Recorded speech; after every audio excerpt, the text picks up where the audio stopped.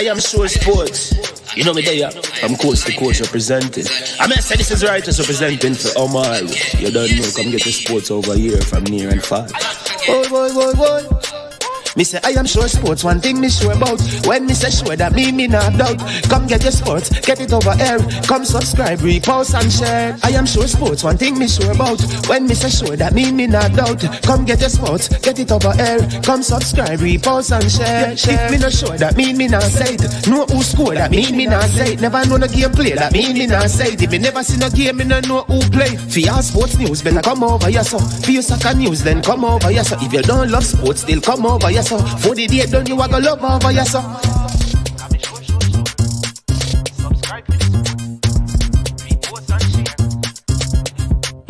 So when it comes on to behavior concerning football, Jamaica is decent. I am sure that if we can get all of these things done, set in place by the end of April, it gives us enough time before the World Cup campaign. Not afraid of no Brazil, no Argentina with these crap of players. We are good enough. Remember, like, subscribe, share. Listen, comment, let me know what your thoughts are. Trick Jerk Marinade gives your meats and vegetables authentic Jamaican jerk flavor. The spices are directly from Jamaica. Spices like jerk seasoning, allspice, Scotch bonnet pepper, fresh scallions, thyme, ginger, and garlic. The key ingredients to a great jerk marinade. 0% sugar and low in sodium. You want to try it?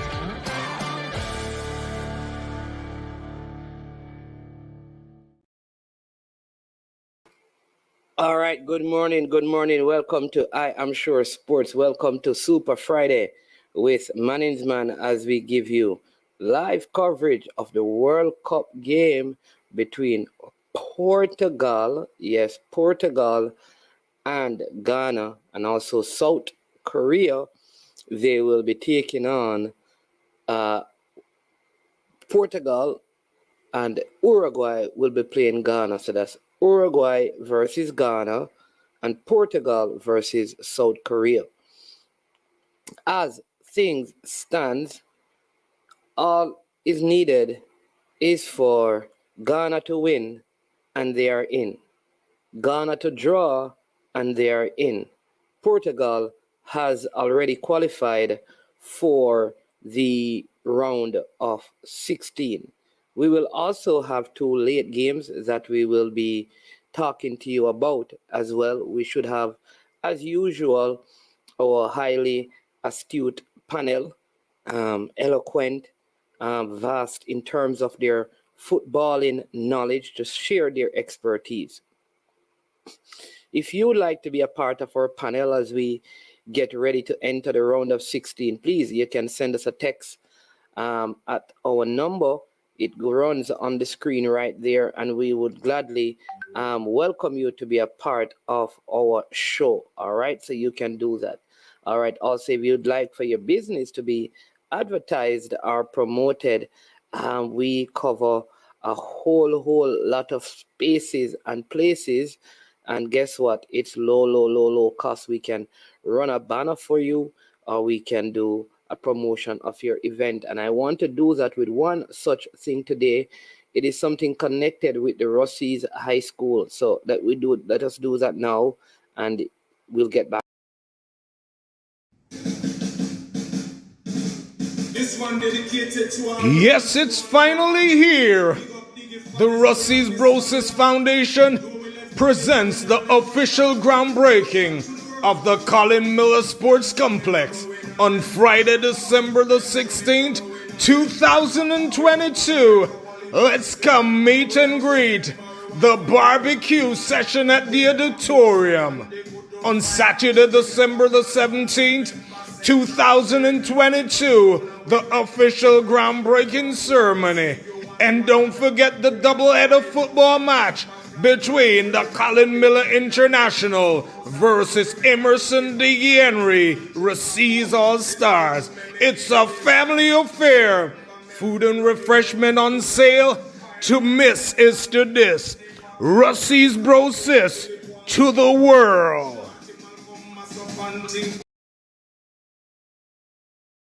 All right, so there you go. So if you're in Western Jamaica, in fact, anywhere you are, I want you to go out and support that event being hosted by the Rossi School. Lots of big talk about the names in schoolboy football from Western Jamaica, and they will be all there on display. From Aaron, you have, Loxley Reed, Ainsworth Carr, Socrates, Christie, you have Cement Kid, Conk. All of these guys will be there playing. You don't want to miss it. Hector Wright, Chad Wright, yo. Some mean stuff, man, going to be taking place down there. So make sure you go and you show them some love. And when you go there, tell them that you heard about their event from Manningsman on I Am Sure Sports. All right. So as usual, we don't want to go too far without saying to you, stop for a while and take a look around you and see the greatness of what the Almighty do. In bloody, breath in me, in bloody, breath in you. The animals and the birds and the fish, them too. He make the birds, the bees, the leaves, the trees, the us, the D's, the U's, the V's. You understand me? So give thanks to life. You understand me? Say man is man. If I wasn't doing what I'm doing, I would have ventured into some form of entertainment. I don't know how prosperous I would have been, but I guess you can do it if they say if you put your mind in it. But I am happy where I'm at, doing where I can. You understand me?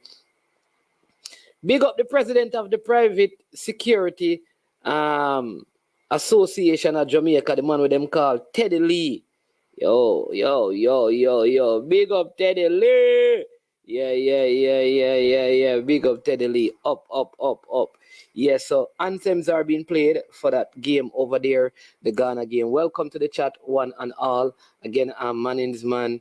And big up Blue Mountain. You understand me? Supporting, to wear, colors supporting Ghana. I'm for Ghana today. I am for Cameroon, but picking Brazil for the win. You're done. So, but yeah, man, it's supposed to be a very exciting day of football, good day of football. Looking forward to it, as Brazil will be also venturing out, taking the field today. All right, so looking forward to you joining. Again, it is Super Friday, right? And there's a very simple thing that we ask on Super Friday. Super Friday is one of those days when we ask our subscribers to support the channel, and you do that by giving a super chat to support I Am Sure Sports. So please go ahead and do that. All right. Yeah. Give a super chat, support I Am Sure Sports. Simple as that. It's not even hard for you to do that. So we would certainly appreciate if you, our subscribers, do that as you continue to show us love here on I Am Sure Sports. Here to see if we can get this done. And all right. I don't know what is going on. Everything is changing in this world. Anthems are being played. Game about to be started. So let me give you the starting lineup. Big up to our sponsors, Prestige Finance and Launch Legacy. For those of you who have not yet seen what is going on, let's show you the starting 11. Both teams coming in strong. Big up Jason. Good to have you, my friend. I want to thank all the persons in my chat who helped to modify the comment section. As usual, we ask that we respect each other and at the same time understand that our opinions may vary, our opinions may be different, but that doesn't necessitate us being disrespectful to others, right? We all can't be the same. Imagine if the world was just filled with persons like you alone. It wouldn't be the best place to live in, right? Because we need diversity of thoughts and ideas.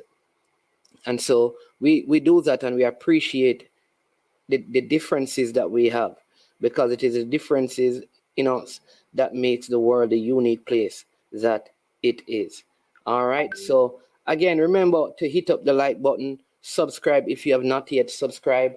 Also remember to share the content. It is always good that as soon as you come onto the platform, you hit the like button, because what people want to know is that why this video is just going for, 2 minutes, 5 minutes, and 10 minutes, and 15 minutes, and they have all of these lights. I need to go and look at it. So the sooner you do it, the better it is. And you get it out of the way early. You remove the distraction. All right. So, yep. But that is the starting 11 for Ghana and Uruguay on screen right now. Big up Christopher Wright. Yeah, man. Lukaku next. Well, you know what? People say that he's coming off an injury. He wasn't supposed to play. He forced himself back and all of that. But it is what it is. I know we don't want him to stop. Look at this. Luis Suarez starts with Darwin Núñez up front. They have Facundo Pilestri, Federico Valverde, Rodrigo Bentancur, Gorgian de Arrascatia, uh, Guillermo Varela, Jose Maria Jimenez, Sebastian Cortez, Matias Oliveira, Sergio Rochette in goal. For the Ghana team, they have Lawrence Atai in goal, Abdul Baba Rahman at left back, Mohamed Salusa, and Daniel Amarty in centre back, with at right back, Alidou Sidou. In midfield, they have Salis Abdul Samid along with Thomas Partey. They have Jordan Ayew, Andre Ayew, Mohamed Kudus, and Inaki Williams up front. That is the starting 11 for Ghana. Portugal really a very strong. Oh,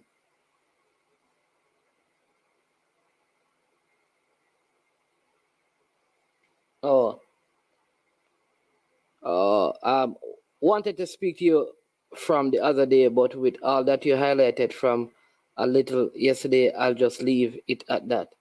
Oh, hey, Jason Norman, you know that. Listen, you know that you can call me off the. You can call me. You can come on, Jason, man. You're one of the good ones out there, man. You can call me, man. Listen, people, understand this. The games have started, right? But let me tell you this. You see, I respect and I value you.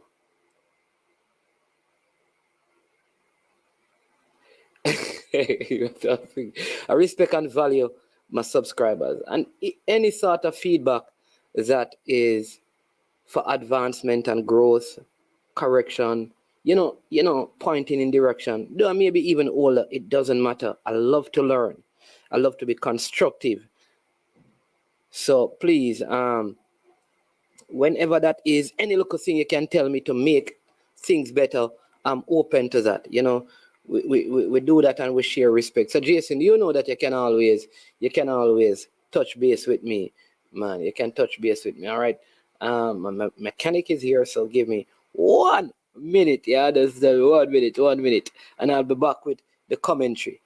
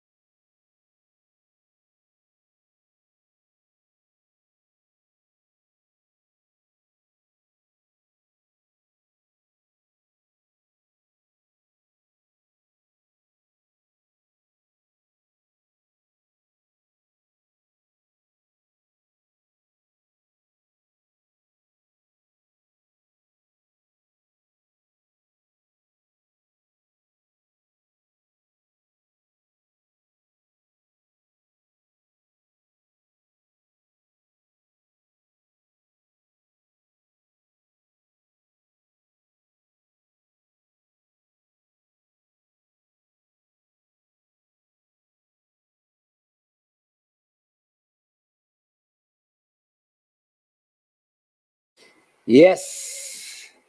Oh,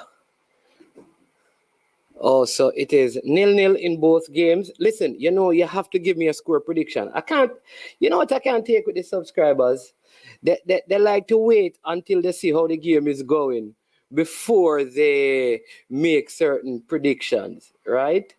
Um, and Jesse, one of the things I would love to ask of you, because I know you have worked in such capacities. What can persons actually speak with personnel within the embassy of a nation to kind of direct how application or submission for visas are are done, except in the case when they're asking for certain bodies, the asks are expedited date. Can people actually um, oh, Portugal has taken the lead. Oh my word. Portugal has taken the lead. Portugal has taken the league. It is Portugal 1. Oh, South Korea 0. Look at that. Very, very good goal by the Portuguese right there. The Portuguese have taken the lead. And I see Son clapping his team on. Good, good goal there by the Manchester. Looks to be the Manchester. Thank you, South Korea. No offside on the play, or is that man on the far side? Good run by the man out there on the right, beating one, cutting inside the back, cutting it at the top. Beautiful goal.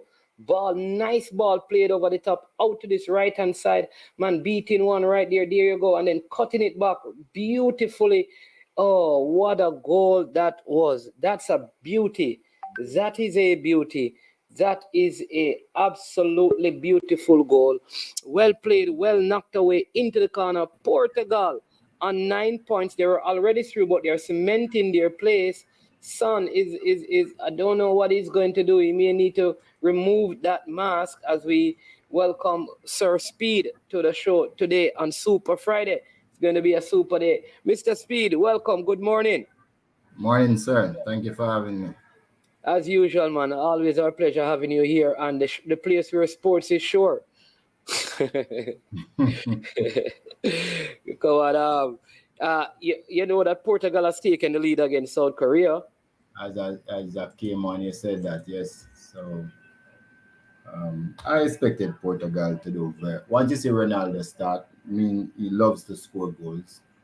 So it's not a matter of they just come in there. And they must have seen what happened yesterday. The European teams who took the other teams lightly have paid dearly so far.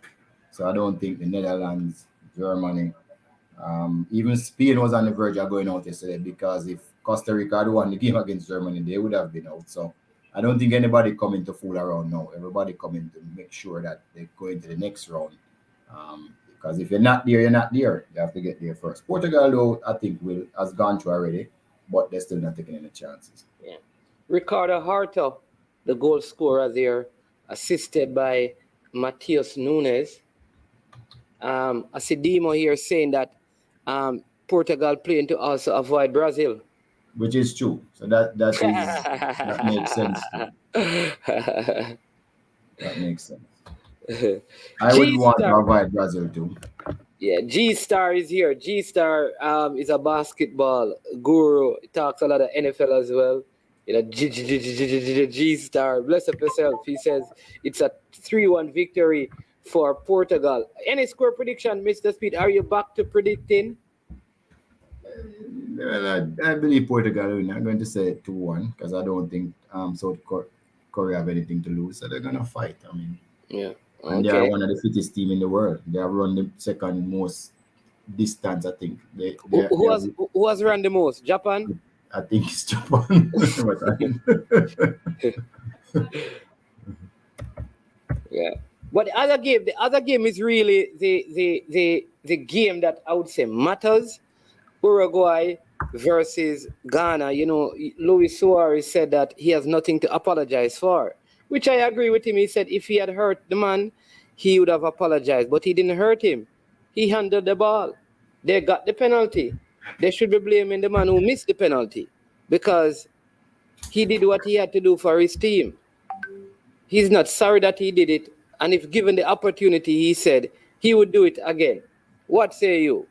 Well, I mean, we all know the animal we're talking about. This is not a The person. animal, man, call this is not Edmundo the animal, you know. No, Careful no, no, now. no, no. When I say animal, I mean you is of it's animal and plants, not derogatory. I mean how No, aggressive he is when yes. he's playing. He has never been the type to shy away from anything. You know, he always try to win. Even if he has to bite you, he will bite you. So You mean tackle, right? hmm? You mean tackle when you say bite? Who I'm talking about here? No, man, I know what you said. So anything he has to do to win to get that advantage, he'll do it. So that's the type of person he is. I don't have anything wrong with it. I mean, a lot of other nice person, Thierry and Zibar um, to carry his team into the World Cup, France into the World Cup. Remember that? And then everybody, they were all celebrating, but then they started to kill him. So, but players know that deep down, everybody's happy that he did it. I mean, Maradona and Zagat, nobody, people, the Argentina don't hate him for it. They understand what he did. I mean, everybody else might, but not them. And that's where he lives, in his country. They love him, So, um, that's how he is. That's how he is. The referee is supposed to do their job and they have VAR, so I'm okay with it. Okay. All right. Says win at any cost. Basically, yes. Basically, yes. At this level, it's professional thing. Yes, Yeah, yeah. Look here, people don't remember the people who lose. People don't remember them. Unless you're Asafa Powell.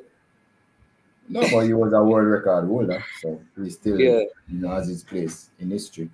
But people don't remember people who lose. So Still, everybody say, you shouldn't be like this and you shouldn't be like that. Come on, nobody remember a loser.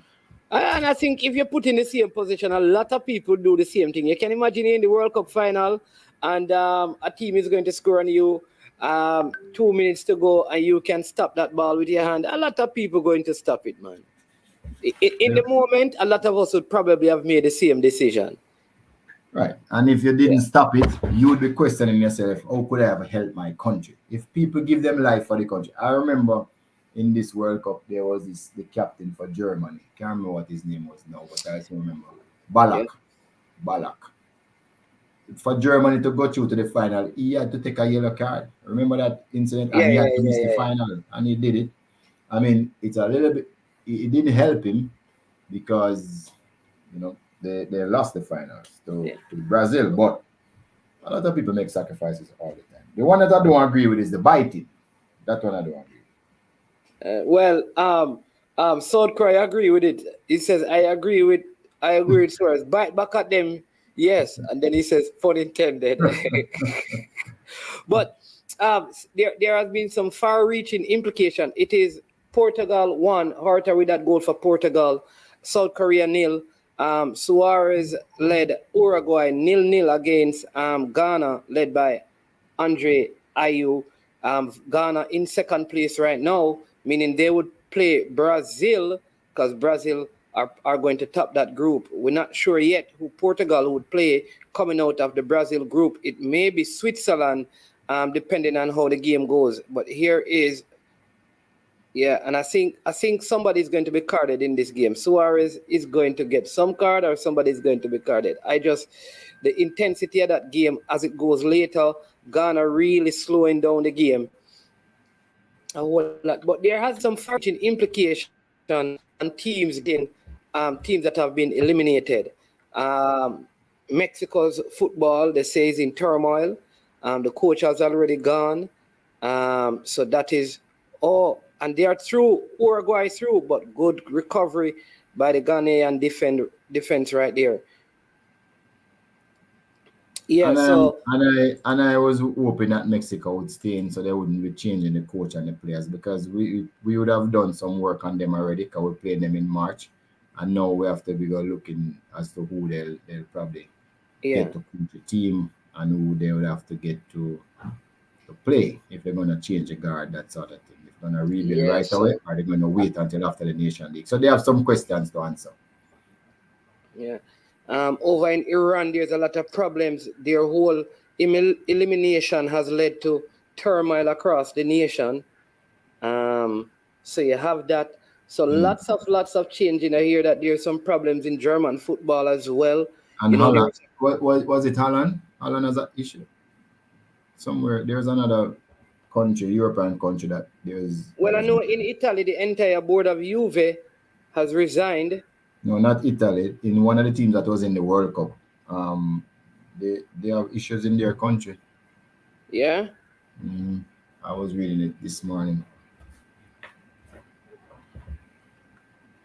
Which zone Morocco was in? That zone. Somebody from that zone. Ecuador.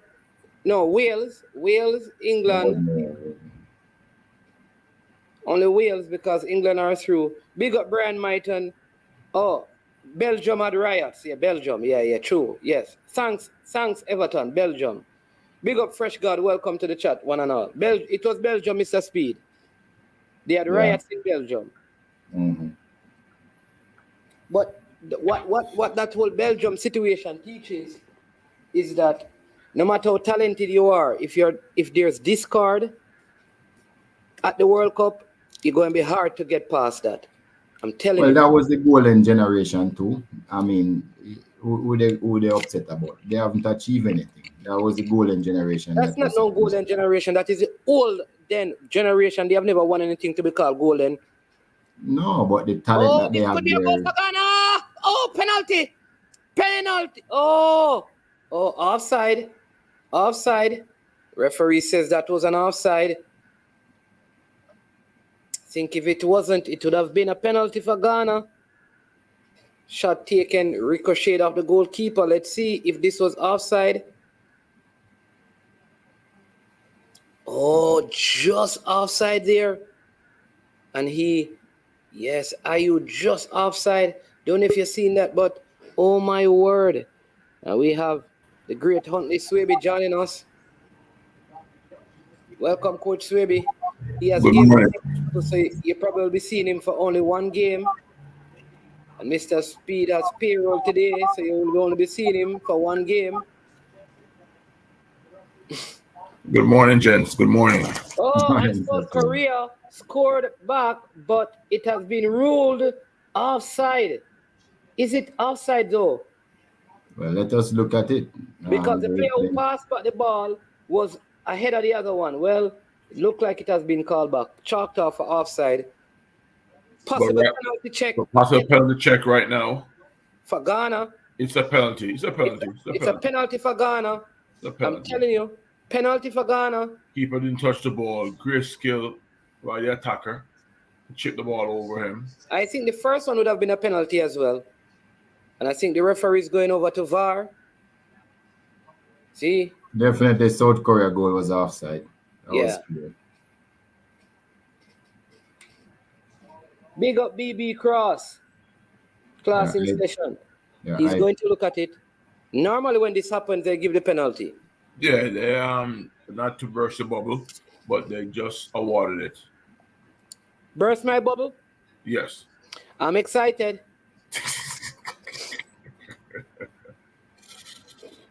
It is a penalty. See, the keeper didn't touch the ball. Touch the ball. Yeah. And that's a brilliant play. Is that Mohamed Kudus? The man says he's better than Neymar. What a beautiful play. He'll never leave that down. Yeah. And this is a penalty. There you go. Penalty awarded. Uruguay, and they can demonstrate. They can do all that they... Remember, Jamaica had a left-handed batsman. I won't call his name because people probably forget that he said it already. He said he was better than Garfield Sobers. He only has to be on farm. What kind of farm? Like animal farm? Farm, F-O-R-M. Not F-A-R-M.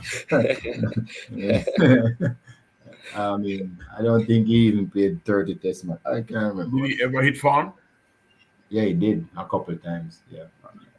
That's the problem. Oh, look at the Uruguayans. They are trying to do all kind of things.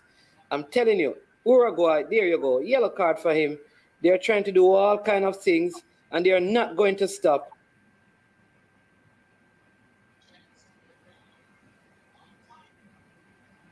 I'm telling you, they are not going to stop. Listen, I would I I believe this game is going to end with somebody from Uruguay. We are going to see the second red card. Everybody want to know who said that, Mr. Speed, so you have to call name. It's so ridiculous. I don't even know why I bring it up. It's not Marlon Samuels, though. He said left-handed batsman. Left-handed, Oh, but yeah. The guy, the Ghanaians have to just stay calm here because the Uruguayans are trying to throw them off. and that was where the similarity ended. The left-handed. But Garfield Sobers wasn't left-handed. Well, that's true. Yeah, it was a left-handed. No, it wasn't. Yeah, it was a left-handed. The one that said it was a left-handed. Oh, Fresh got saying saved. Yes, it was. But I did not want to jump it before you guys saw it. Second time Ghana has been in this position, kicked a penalty against Uruguay, and it has been saved. Oh my word. The captain was a keeper off his line. He was behind the line. No, it's a good save. It's a clean save.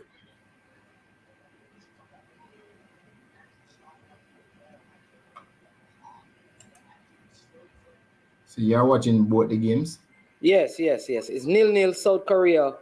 Portugal 1-0 in favor of Portugal. Poor penalty. I'm just watching Portugal game. Oh. But so far, yeah, Ghana and Uruguay is 0-0. 22 minutes gone. Portugal leading 1-0 after 22 minutes. So South Korea actually doing well. They're outpossessing Portugal now. Their pass accuracy is really good, 87%. Portugal is 88%, but they have 53% of the possession. So South Korea really doing well. Even though they are behind. But maybe Portugal is trying to hit them on the counter. Yeah, that's what I'm seeing myself also. They're control. They're really controlling the play, moving the Portuguese team from side to side, ins and out also. But I think that pass over the top, that led to the Portuguese goal was a very, very good pass. Very good pass and good execution on the ball coming across also to give them a 1 goal lead. And so typical of Portugal now to drop back into a shape in which they're going to try and hit you on the counter. I have this feeling that Ghana, like somebody from Uruguay, going to be red carded because the Uruguayans are typical South American play, just this heap of off the ball stuff, rolling all over the field when they get touched, diving, all that kind of a thing. I mean, lots of, yeah. Well, so far Uruguay has more possession, 53% against 47. Their pass accuracy is 77%, same as Ghana. Not so very good. Both of them has fouled 4 times though. So I can't understand why you see that big disparity in what both of them doing. Well, except that Uruguay has a yellow card. Both of them have fouled 4 times. That should have been a goal by Darwin Nunes for Uruguay. That should have been a goal. Keeper advanced, midfielders playing, the centre back Amarty playing around with the ball right there. They are talking to him now, telling him to don't do that again. Just so slight. Look at him. Easy pass he had. Herdman was control it, and that should have been a goal. But keeper came, cut the angle, and the defender sweeping up. So for Uruguay to go through, they would have to win by 2 goals to 0, or by in excess of 2 goals. Duklan here trying to give Suarez a hard time. He says both teams going at it, but none have managed to sink their teeth into the match so far. But the thing about Uruguay is... That's just he's messing with Luis Suarez right there. The thing about Uruguay is after 205 minutes, they haven't scored a goal in the World Cup. So it's going to see how difficult it is to get 2. Yeah. Yeah. They get two in the next 65 minutes. So let's see. They need 2 in 65 minutes. No, So if as not, it stands, Uruguay are out, Ghana and Portugal are in. yes.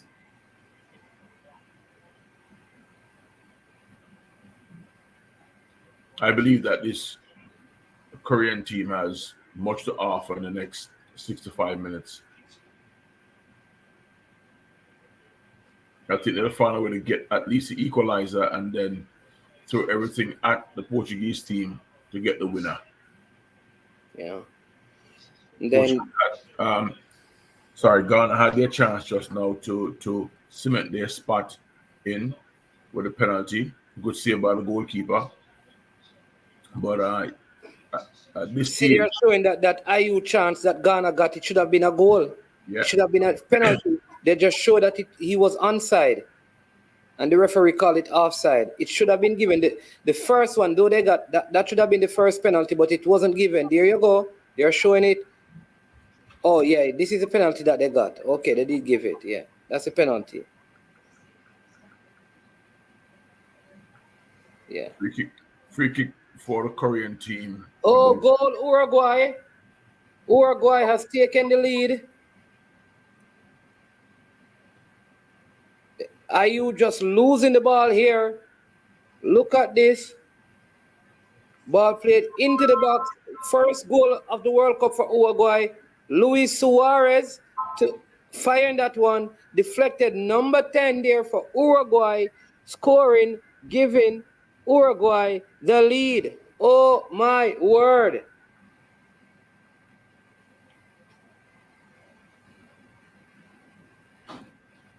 Oh my word. Ghana had their chance. Missed a penalty. Now Uruguay taking theirs. They're up by a goal to nil. Ghana nil. Uruguay 1. Portugal 1. South Korea nil.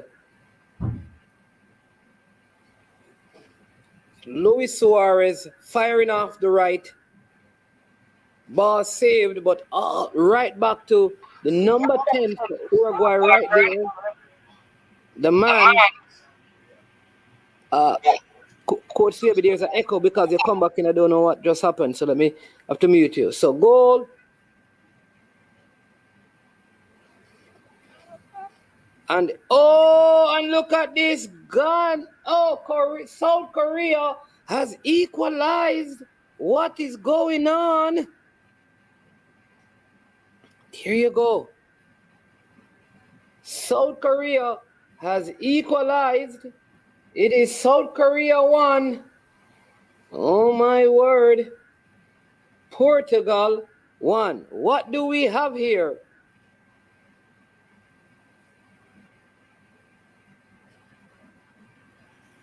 Is there still an echo from my side? No, it's gone. All right. Corner coming in. They won the first ball and the second ball. Uruguay on the attack again.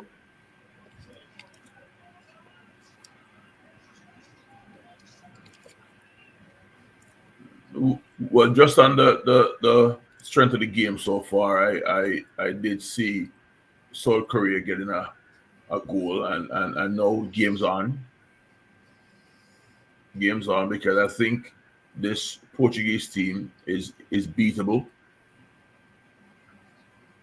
You know, yes, they score goals, but they I think they're beatable. I don't think they have played a game where they have shown that they are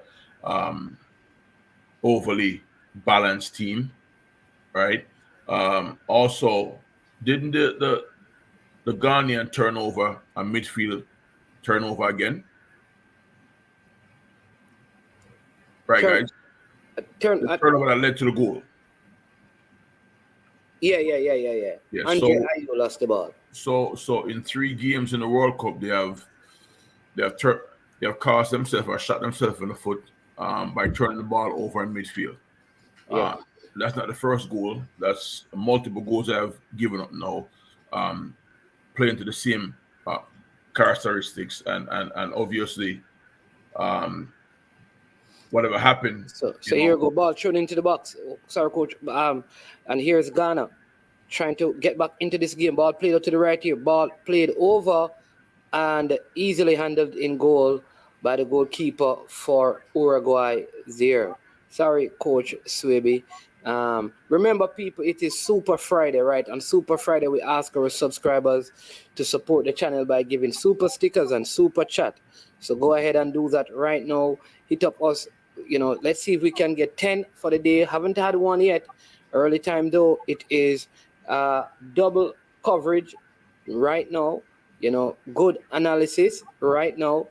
Ghana 0, Uruguay 1, Korea 1, Portugal 1. So as it stands, it is Portugal who would top the group, and Uruguay and Brazil would play in the round of 16. Let's see. That's the point I was going to make, management, that with that goal, if it stays the same, Uruguay actually would go ahead of Ghana because they would have the same goal difference, -1, but Uruguay would have advanced because they would have beaten Ghana. Yeah. So no. They would be ahead on points too. They would be ahead on points. Yeah. They would have ahead on points. So yes. So they would have gone. They would have gone through because they have 4. They have 4 and Ghana would end up on 3. They have to win the game. The only way they can go through is by winning. So they're in fourth position right now. So yes. And we were just talking about, this football is so strange. So Uruguay would have scored 1 goal in the first round and gone through to the last round of 16. Only scored once. But remember also, we were talking about how poor Germany was conceding 5 goals in the first round. Yeah. As bad as Uruguay was, they have only conceded. Oh, look at this. There's another goal for Uruguay. What is going on with Ghana? Oh, my word. Oh, my word.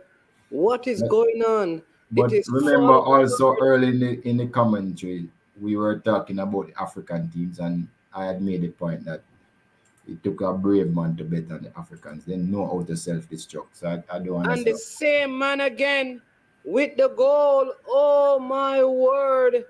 2 assists by Luis Suarez. 2 goals by the number 10. And Uruguay goes up 2 against Ghana. What is happening here? The man, A brilliant goal also. Brilliant my word. Ghana self-destructing the utmost for the highest. You see the big green right there. Thanks for the first super chat of the day from the man from Calabar. They know how to get things started. Always starting it right. Well, basically, Suarez is... And again, it was a turnover from the Crystal Palace man, IU. Things not going well for the IU brothers here. Second time he has turned over the ball. Carelessly. Well, if you look at the game, though, management, if you look at the stats, Uruguay is actually doing well. 59% rate of possession, 4 shots, 4 on target. The accuracy is uncanny. Pass accuracy 79. They have fouled 5 times, and you were suggesting that they were going to get a red card as well. They are going to get a red card. Ghana also fouled 5 times. They have only 1 yellow card, so it's not like, I'm telling you, Uruguay going to get the 34th minute, no, but they're up 2-0 now. I don't care how much they're up. Once Ghana get back a goal or 2, I'm telling you. And I don't think they care about the card either, man. They just care about the goals and the points. But I'm telling you that Uruguay are going to lose, and they're going to get a red card. You are going to lose the match? Lose the game? The Uruguay are going to lose it. All right. Because Ghana going to get back into it, and they're going to go back to the same South American fighting and grabbing. I'm telling you. Man, I didn't know that you either smoke or drink, All right. Or both. All right. Or both. All right. We will see. Okay. All right. Man, we know what Uruguay have been in the past. So yeah, you're talking about that history of of Uruguay. But what has Ghana shown you in this particular World Cup that they won't still keep doing the same thing that they're doing by turning the ball over and causing them to How did the Portugal-Ghana game end? Was it 3-2? 3-2, yes. Okay. And see, one substitution for Uruguay. One of their better midfielder coming out injured, Bentancur. Yeah, well, I understand where you're coming from, but you got to support it, though, with some facts. I understand where you're coming from, but you got to support it with some facts, though. Because... I'm supporting with facts because in the qualifiers from South America, Uruguay had the most red cards. All right. All right. All right. That is the fact that I have. Let us see if they're going to give it away as you suggest now. All I need is Ghana to get one back before halftime. And if it does nothing? I still believe. So they're not that bad, It's the 36 minutes and they have one yellow card. They're doing fine. If they keep that, they'll get 3 yellow cards by the end of the game. They'll still be able to win. I don't understand why you're saying that. They're going to be very careful. I'm sure most people calming them each other down now. Hey, we get 2 goals. We never scored from the start of the World Cup. We get 2 goals in like about 10 minutes.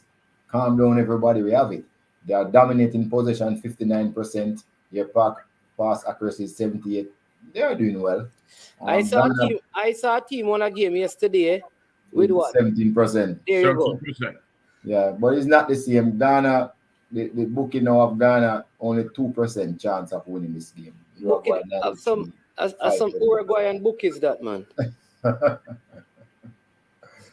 Follow the money. Follow the money.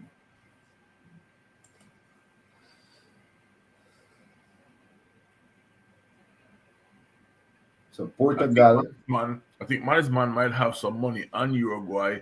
So if he says Ghana, the guys might shift the I don't bet at all. No.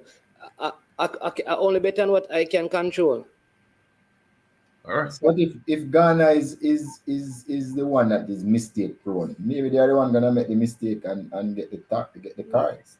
But they are mistake prone. They give away the ball all the time.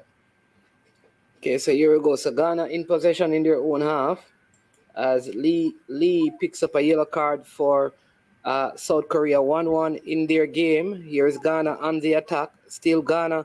Oh, shot taken, deflected, goes out for a corner. Corner kick for Ghana. Mohamed Kudus still causing problems for this Uruguayan defense. Can he get one of those balls in a dangerous area where he can make one of his mazy runs? We have South Korea 1, Portugal 1. Can South Korea also spring a victory? Because if they win, if South Korea win, they could also be setting themselves up for jostling Uruguay out of that second position. Uruguay still with it. Oh, poor pass by the Ghanaian defender under no pressure whatsoever and played a careless pass. Again, Jordan Ayew not giving a whole lot, not defending. Always Sam at Crystal Palace, always thought he was a very poor player. He doesn't defend, he doesn't tackle, he likes to hold on to the ball. And it is from that side where both goals have been scored. And he started out sitting on the bench. I don't know why he was brought into this game instead of the Leicester City man. So right away, Man's man is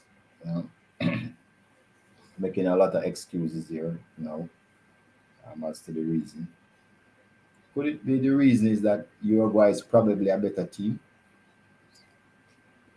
Overall? Well, we'll see.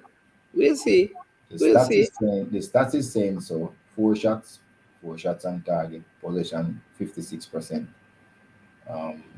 Accuracy. Big up Star Boy said he won $160 off the Japan-Spain game.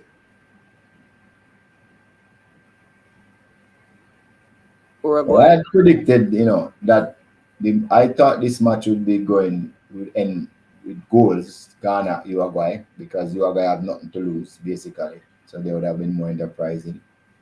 I just thought that Ghana would score 2. So that is surprising. So, I had said this match would probably finish 2-2. But, There you go. let's see. South Korea still 1-1 with Portugal in their game. But for both of these teams, they are passing the ball side, more side to side more than anything else. Both Portugal and South Korea, they're not really looking to penetrate a lot. They are more just trying to keep possession. Their accuracy is really high, 90% Portugal, 87% South Korea. I think they're going into safe mode right now. But I think Korea has a gear to step up and they will try to push this game the second half. Might lead to their detriment, but they're gonna push the game. Because if it stays how it is right now, it's gonna end up being they end up at the bottom of the table.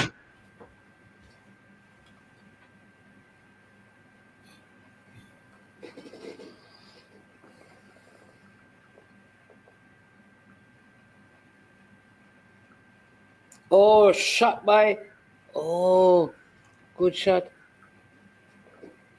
Can someone tell Ronaldo that no matter how much he throws his hands up in the air, it's not going to change that it was a horrible pass or horrible cross inside the box?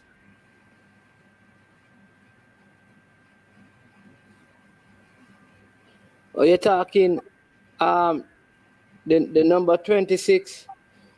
Yeah, he's a very good right back man. His name is Alidu Sidhu.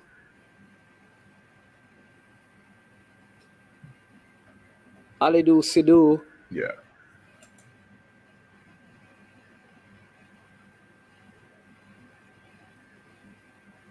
Is the name.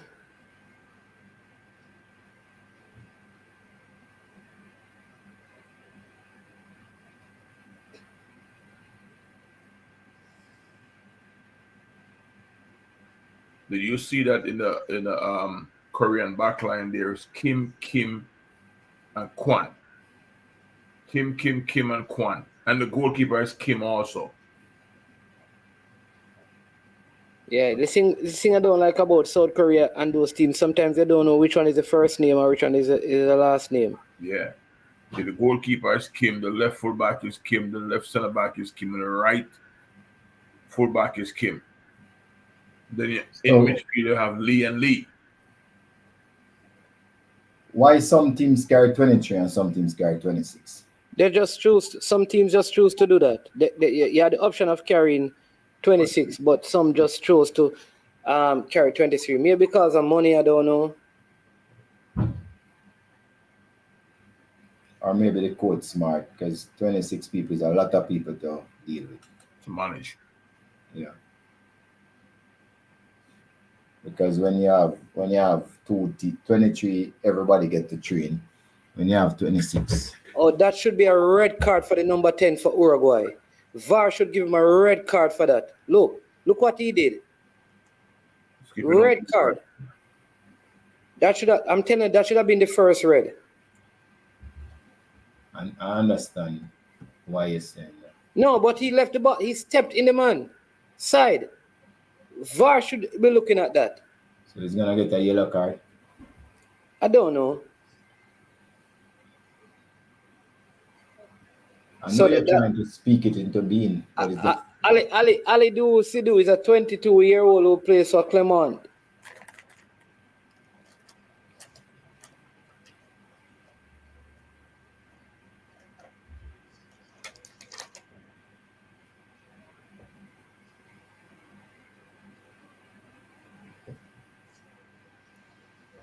Well, it's the 44th minute. You are going doing well.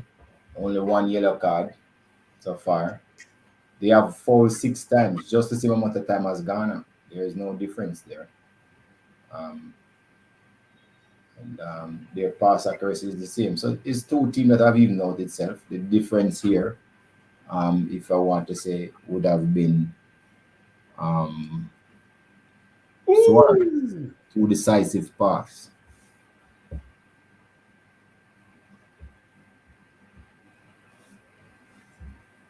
Suarez having some fun right now. Not making people at will on the touchline. Well, it's his last hurrah, so Last hurrah. he's giving everything he's got. Except for that two disciplined period of his career, you can say a first class performer. Definitely. And I'm not saying that man is man just because he's a former Liverpoolian who says Liverpool is in his heart forever. I'm just saying because he's a class footballer. You know, off the field stuff, well, on the field stuff also, you know. Even in Benz, you have class, you know. Yes. Okay. Yes.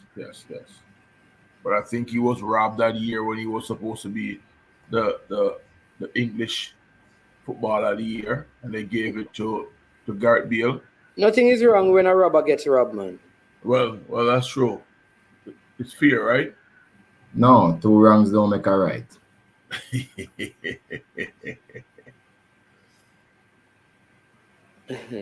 I don't know why you have 4 stars on the jersey. They should have 2. Still 1-1. Portugal versus South Korea as Uruguay continues to lead Ghana by 2-0.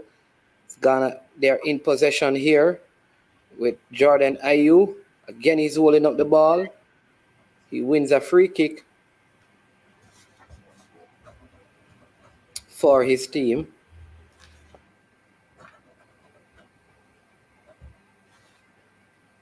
We have 8 minutes of time to be added on. Can Ghana get one back before this first half comes to a conclusion? Remember, it is Super Friday, people, and we ask you, we have one super chat so far. We have at least 9 more to go, so go ahead and give a super chat to the channel to support the channel. $5, $10, $15, $20, any amount, $1, $2, $3, $4, it doesn't matter. Well, I have some info for you, Mr. Speed. The reason why they have 4 stars on their jerseys is 2 World Cups and 2 Olympics. Yeah. Oh boy. Yeah. No, you get a star for the Olympic because remember, It's a world title. Yeah. Because remember that the same year they won the 1934 World Cup. I think they won the Olympic that same year, or either the year before that. They were the Olympic champions going into the World Cup, though. That I know. Yeah, I remember when I was doing commentary on the game. I just think that this is the World Cup and should just carry 2 stars come here. Yes. Oh. And leave the other 2 so when playing in the Olympic and put on those. Yeah. I remember when I was doing the commentary on that 1934 game between World Cup final Argentina versus Uruguay. You know, I had to share with the people about it. What is star? It's halftime. It's a halftime. South Korea versus Portugal. Game locked at 1-1. Uruguay and Ghana still have 3 minutes extra to play before the halftime interval. Yeah, so as it stands, Ghana needs 2 goals. And as it stands right now, oh my word. So Ghana needs 2. South Korea needs 1. South Korea can get a goal.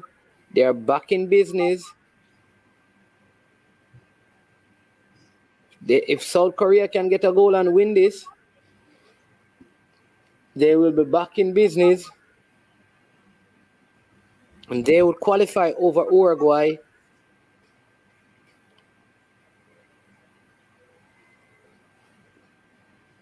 But Ghana would have 4 points. No, They would have both Ghana and South Korea will have 4 points. Yeah. But yeah. No, if Ghana would have to tie up the game. If Ghana would have to get 2. Yes. So yeah, what I'm saying, No, but even if the score stays as is and South Korea scores one and beat Portugal, South Korea would go through. No. Yes. Yes. Because they will be on 4 points, so like Uruguay. Right, and they have the So same. Uruguay need another goal too. Yeah.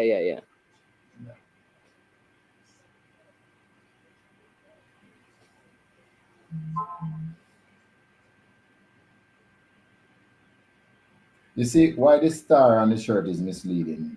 When Brazil have we put their 5.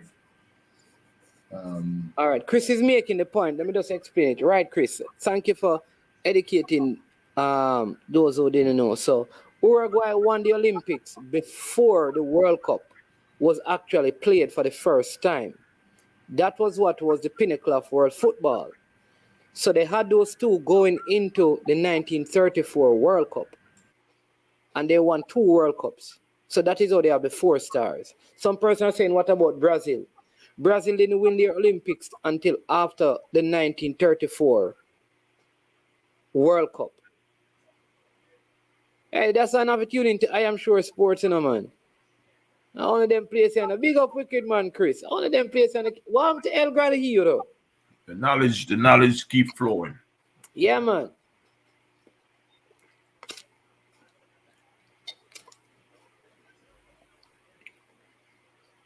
I think BB Crush should have bought some stickers and just use us as the suckers for dummies, and she would have gotten a certification.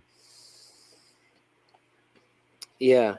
So people, if you're watching, remember to hit the like button. For those of you who have not yet subscribed to I Am Sure Sports, go ahead, hit that subscribe button. We could do with some more likes. We're just 27 likes so far. We could do with some more. So go ahead, hit the like button. Also to let you know that we have a next game coming up. The game that is coming up is the team of all teams, the Brazila coming up.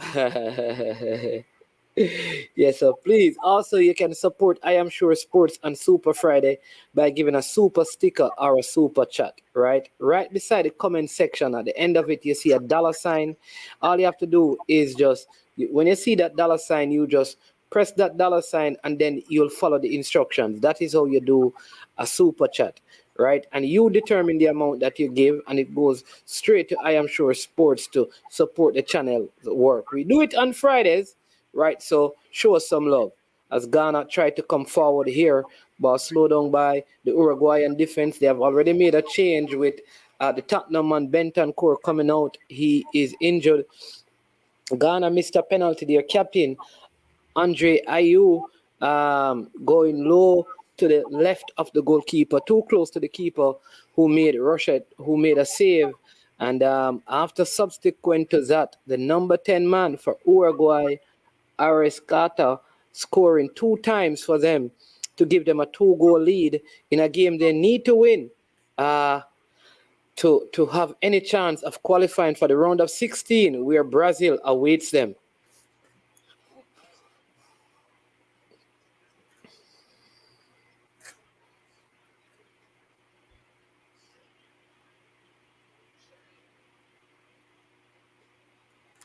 Now it's halftime in the Ghana Uruguay game.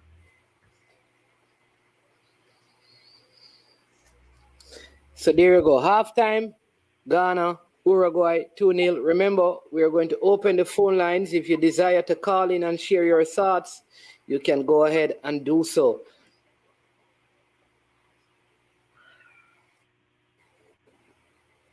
Would love to go ahead, share your thoughts on this game, or on the game between South Korea and Portugal. Are there flaws being seen in the Portugal team?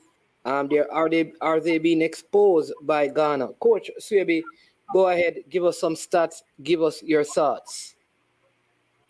Well, I'm going to give the stats for the Portugal and South Korea game. Give me a second. Let me just mute this. Yes, the ball possession stats is Portugal 56 to Korea 44. Big chances, 2 for Portugal, 1 for Korea. In the passing accuracy, Korea has 85% passing accuracy, while Portuguese is 90. All right, fouls committed 4 for Portugal, and for Korea 5. Offsides 2 for Portugal, 1 for Korea. Corner kicks 2 apiece. You look in the offensive half of the field where Portugal have 88 passes in the offensive, the opposite. All right, go ahead, Coach CB. I'm going to try to see if I can get a very special guest. Go ahead. No problem. And the Koreans have 84. So you can see that the stats match up pretty close. All right. I just think that the Korean team need to be a little bit more assertive. I think when they were down a goal, they were pushing the ball forward quicker, and they after scoring, they kind of drop off a little bit and start moving the ball side to side and not really trying to go in the interior when the pass is presented. Maybe it's a lack of confidence. Maybe every time the ball go in, Portugal find a way to win the ball back. But I've not seen that. I've not seen the Portuguese midfield being very aggressive in winning the ball back. I just think that they're a little bit passive moving the ball through the midfield. When you look at Portugal play, Portugal is satisfied with the 1 goal right now. They're not being overly energetic, trying to go forward. Yes, except for Ronaldo, who's the only person I see on the team trying to push the ball, hurry the backs up to get the ball forward. I don't see that intensity. It's we get it, we keep it, we don't turn it over, we don't get scored on or create chances against us. So they're very, very Portuguese-like right now. I have no problem dropping off and just sitting in their half and watch the ball move side to side and not really exerting anything much, because they do have points in the bag and nothing can change them not winning this group. So I think they're just buying them time next half. I think the Koreans need to come out and really step into their half, put 10 men in their half sometime and go squeeze, set traps, win the ball back and see if they can get something off a quick turnover. I think in this World Cup, I'm not seeing the best of Son. Sorry. I think he's one of the best players in the Premier League. And I think they really need to get balls to him and have him, do what he does, 1v1 on the outside, going after defenders. That's what I have so far. Passing it over to Mr. Speed. Yeah, I think Mr. Speed is engaged right now. But I think that penalty miss by the captain affected the psyche of the Ghana team, while it gave a oomph to the Uruguay team, which led to them scoring. And again, I can tell you, you can't afford to miss a penalty in a game like this. You just can't afford to. And this is like the second time that Ghana has come to this place against the same Uruguay team, got a penalty and missed it. You can see that the fans are very despondent in the stands as well. No excuse whatsoever. Too easy in terms of how we approach the penalty, not properly taken. And they have an issue. They have an issue on the left side because they have brought in Jordan Ayew instead of the Leicester man. He doesn't tackle a lot, and so they keep getting broken down on that side of the field. That's where both of those goals came from, and they will have to do something going into the second half and try to get a goal. You need to get a goal back in the first 10 minutes of the second half, and hopefully you can just play things out until 15 to 20 minutes left. One thing I can tell you, that this Uruguay team is not easy to break down. They have some good defender, but I have someone calling in. Let's see. Caller, welcome to I Am Sure Sports. You're talking to Manningsman. You're live on here. Hey, Mr. Mannings, man, how you doing? This is Leroy Williams, man. Everybody calls me Brian Lara. Oh, people, listen, people, I want to hear this. I want you to tell me if you're hearing him. This is Leroy. Leroy is a person that I met, right? They tell you, welcome, Leroy. I met Leroy at Draxall covering Mount Pleasant, right? Now, Leroy operates a company, his own company, Leroy Williams, for reliable and efficient cab service. You can email him at Leroy Eggy, that is EGGIE at yahoo.com. All right. Or you can call him at 876-867-9758. No, I have never heard. The man looks like Brian Lara, but the amazing thing about him is that anything you ask him, so he's on his phone, and I'm going to ask him 15 capitals of 15 countries, people, and listen to this, man. Right? I'm just going to come up with them because I don't have a script. I'm just going to ask him. So, are you ready, Leroy? Yes. But if I get one or two wrong, don't kill me. Go ahead. I won't. What is the capital of Uruguay? Uruguay. The capital of Uruguay is Montevideo. What is the capital of Ghana? Capital of Ghana is Accra. What is the capital of Portugal? Portugal. The capital is Lisbon. What is the capital of South Korea? The capital of South Korea is Seoul. What is the capital of Denmark? Denmark is Copenhagen. What is the capital of Hungary? The capital of... What is the capital of Poland? Poland is Warsaw. What is the capital of Germany? Germany, Berlin. Wales. Wales, the capital of Wales is Cardiff. Nigeria. The capital of Nigeria is Abuja. Algeria. The capital of Algeria is Algiers. Tunisia. Tunisia is Tunis. Capital of Morocco. Morocco. The capital of Morocco is Rabat. Capital of Cameroon. Cameroon. The capital of Cameroon is Yaoundé. Ecuador. Ecuador, Quito. All right. Well, that's more than 15. There you go. Yeah, man. Yeah, man. So everything good, Mr. Mannings, man? Yeah, man. We all good, man. Just wanted, because I know I did say that one of these days I'd call you for you to come on and stuff, because you're very, very, I mean, I've never met someone with all of this information, right? Inside the brain, just working. But yes, man. Yeah, man. So how's the program going, man? How's the thing going? It's going wonderful. We're here watching Ghana versus Uruguay. Ghana are down 2-0 to Uruguay, and Portugal and South Korea, the game is locked at 1-1. But I know you're on the work as well, so I'm going to release you, and we will link up at more games.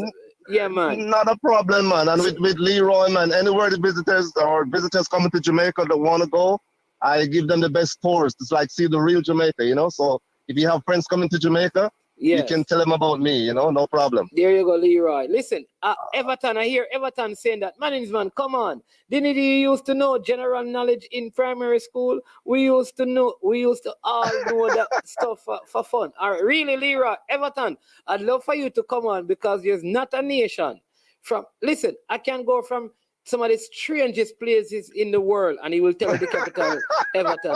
Don't challenge Leroy in Everton. But big up Sir Leroy. Have a wonderful rest of the day. Yeah, man. All the best, man. Respect, man. Thanks for everything, man. All the best. Cool. All right, then. Bless you. All right. Yeah. Just a little fun for you here at I Am Sure Sports. Sir Speed, you're back. So, Sir Speed, go ahead.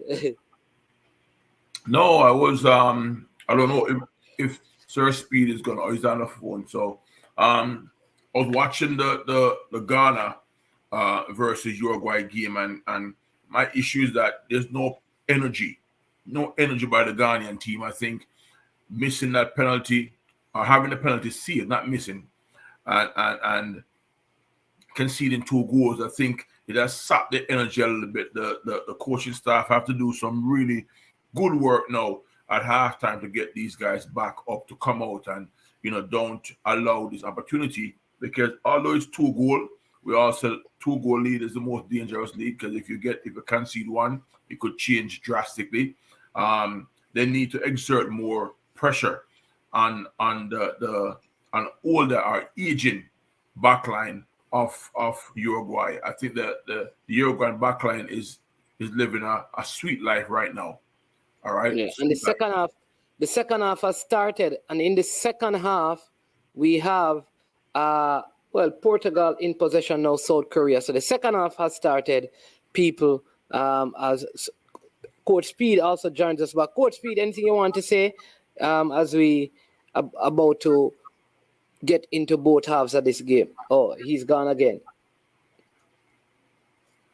Big up Balakar. He says he's out. Don't know why. What? His team is out of the World Cup. Think he was bringing Germany? Or he got Bill. Could be. Welcome, KS Sports TV.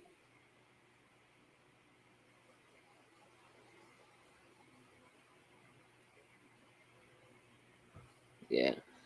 But let's see, people. I mean, things can change. Ghana did come back against Portugal. Balakar, is that it? You're out and bail?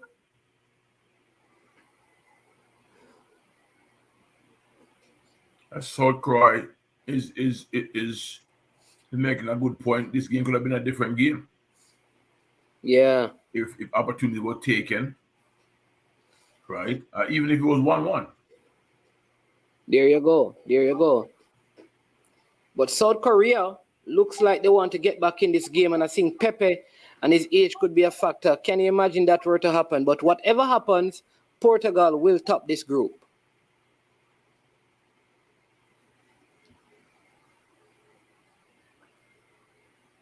At this point. Yeah. Because if Ghana wins, both teams will be on 6 points, but Portugal would have a superior goal difference.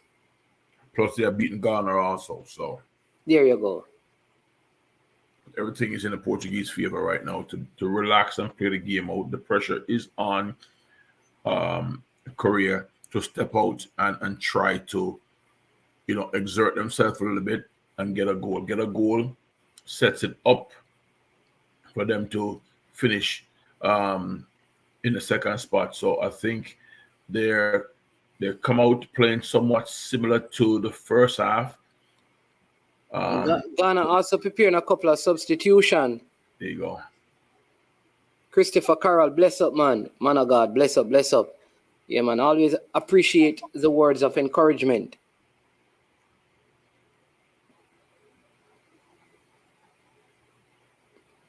They have to come out with a more offensive mindset. See, they're warming up the entire team. I think this is important that they are going to make some substitution, I think.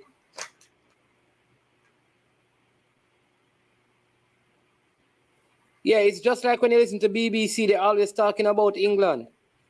That's just how commentary is, man.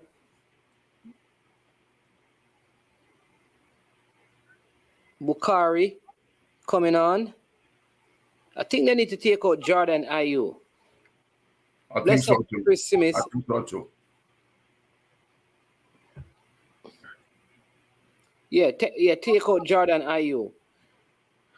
I'll take out one brother and leave the captain because he has been the goal scorer. But the other brother on the left hand side, they have to clog up that area. They have to block it up because the Uruguay team seems to be having a free reign over on that side of the field. See also number 22 looking to come on as well. So Ghana making substitution as they freshen up their team for the second half.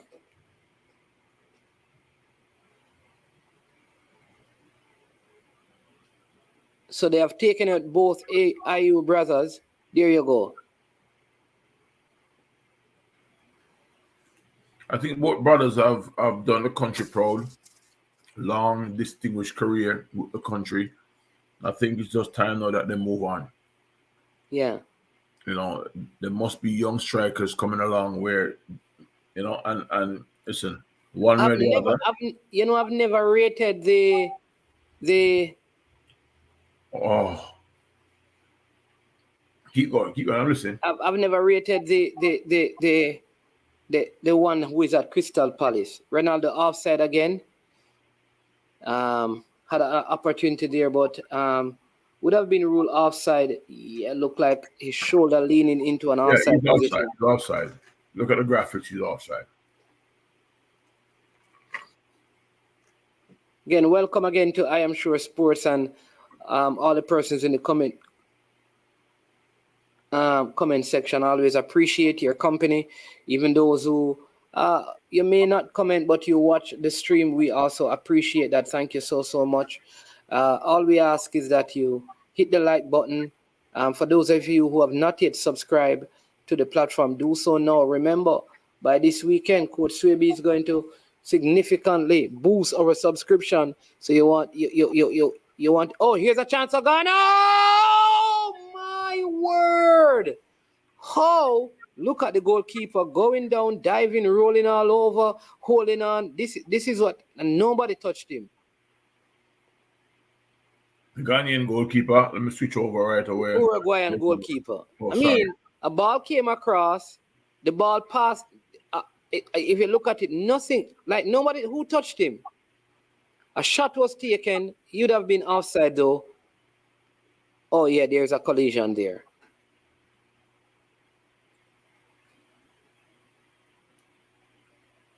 Yeah, serious collision there. South Korea mount an attack of their own.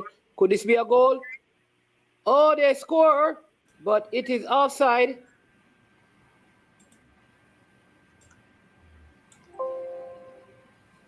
Are they just replaying the equalizer? Yeah, it is offside.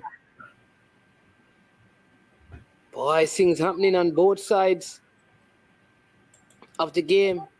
And this is where I have challenges watching both. As Mr. Speed makes his return. Ghana really playing higher up the pitch now as Uruguay sitting back.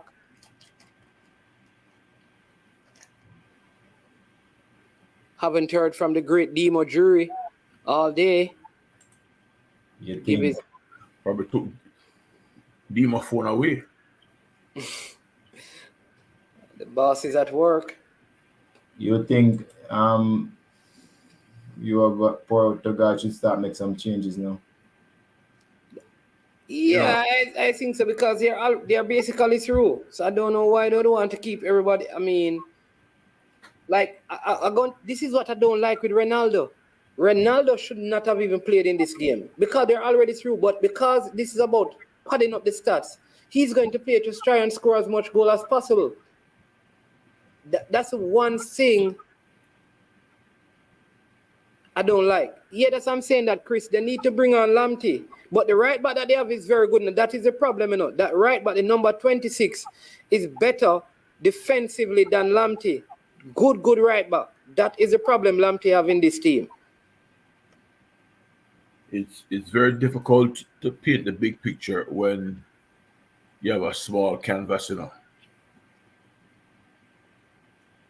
If you understand what I'm saying, when it comes to Ronaldo only see himself, you know. You really think he sees Portugal winning this thing? But if he can walk away with his stats padded, then hey. So they're encouraging the South Korean fans to come on and lift the chorus, and yes. I must say that management Swaby, is that you realize that these teams outrun the European teams by far. Yes, Remember in the last World Cup, the European teams was the laziest confederation in the World Cup. Yep. When you measure how much distance they covered. And it is proven here in this World Cup where Japan, all of those teams, so they are much fitter than the European teams. And this game, this 1-1 game, not going to end 1-1. The South Korean going press and press and press and press. Let's see what happens. Coach Fabi, based on your analogy, somebody's asking you a question here.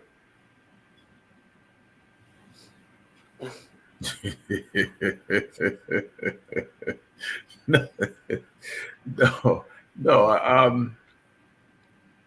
I don't know if he has a small paintbrush, I'm just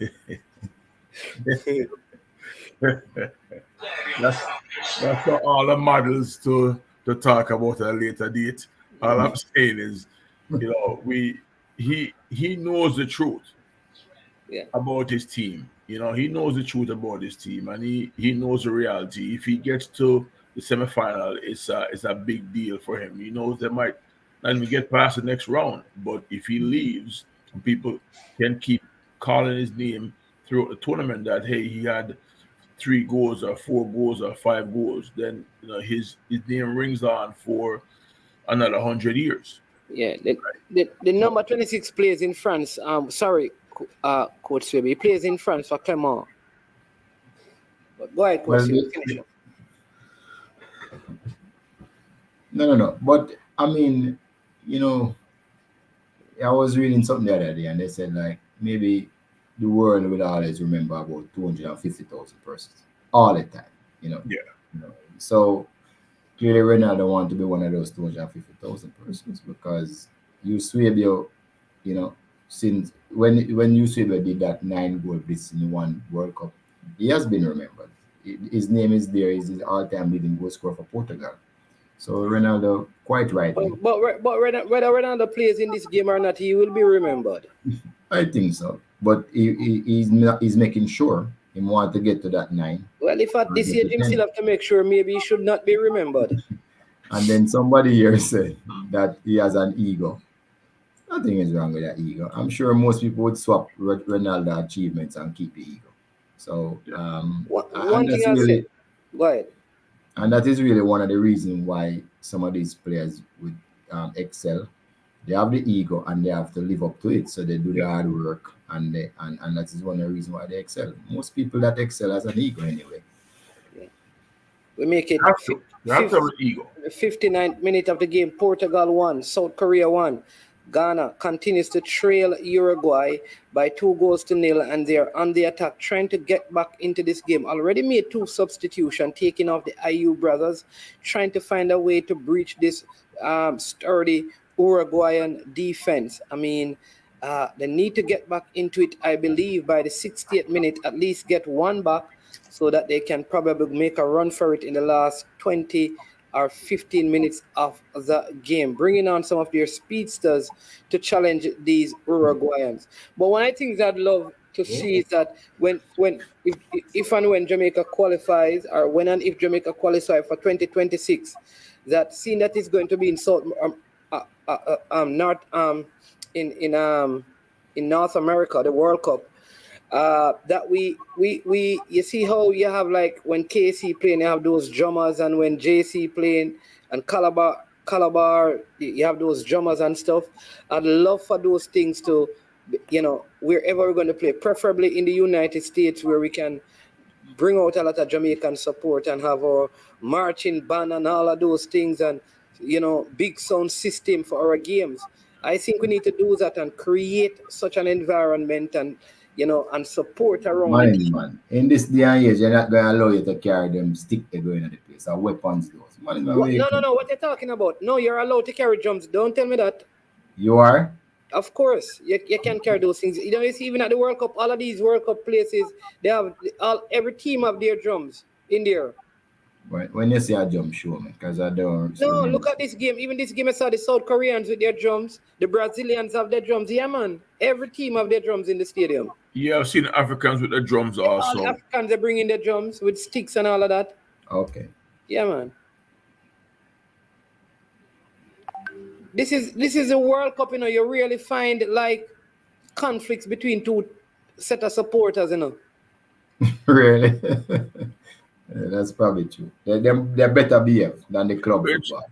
we're trying to say it's not like Italy and England at Wembley Yeah. last year with the Yeah. stamping and all that stuff at the end Yeah, of the but game. that's not the World Cup. I think you'll find that in the European Europe, competition. Yeah, yeah. yeah. Or when South America, when you're having Copa America, Crazy. and like you know, like those neighbors are playing, it's a little different from when because they normally don't meet in the World Cup unless they go through their zones.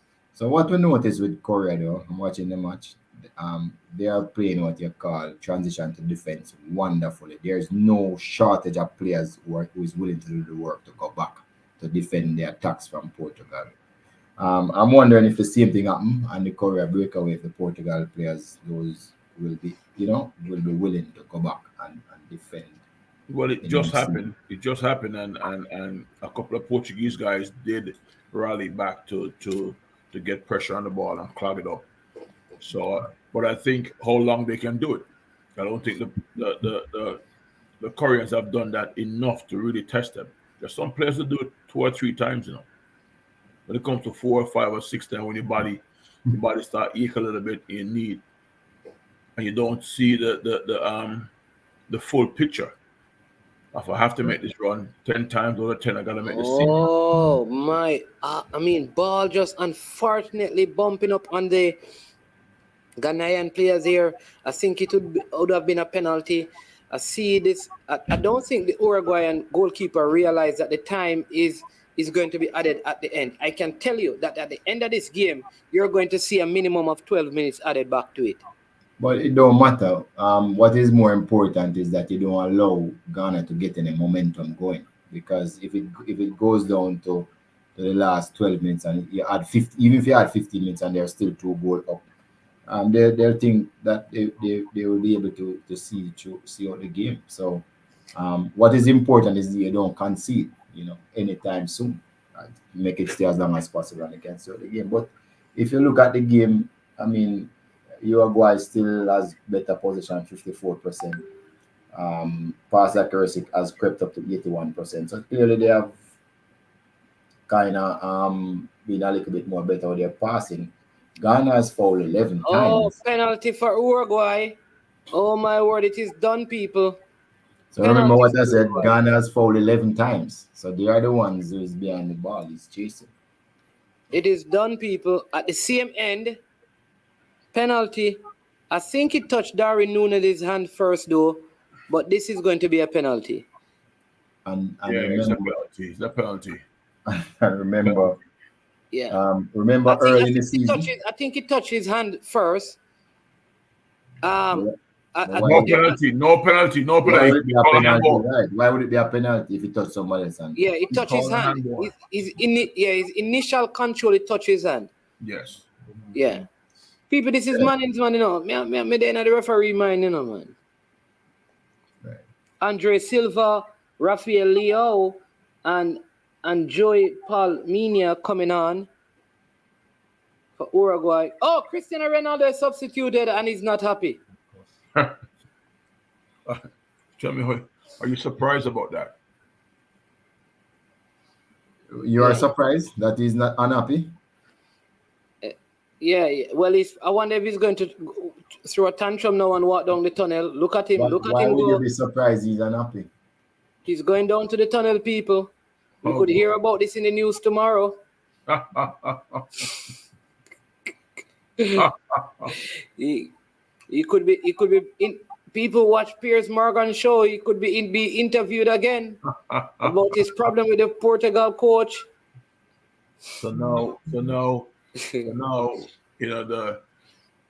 the guys on the chat can't see why I said what I said. It's a leopard doesn't change his stripes, man. It's Marty has no use. He has. I mean, this Leicester guy is so. Oh my gosh.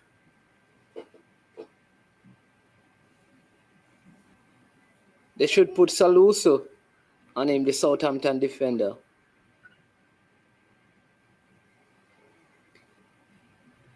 Yeah, the Uruguayans are very, very organized defensively. like always, go back to 86. I remember in 86 they And they had kick the ball away. I'm telling you, there you go, yellow card. I'm telling you, somebody's going to be red carded. You watch this. like I said, it's not Pascoli, Francescoli, right? Enzo Francescoli, who was a magician back in the 80s and mid 80s. And they would be in fact, very aggressive back then. Wild tackles left and right. But he was a genius that whenever he gets it, was a magician who did, all the beautiful work in the offensive half of the field.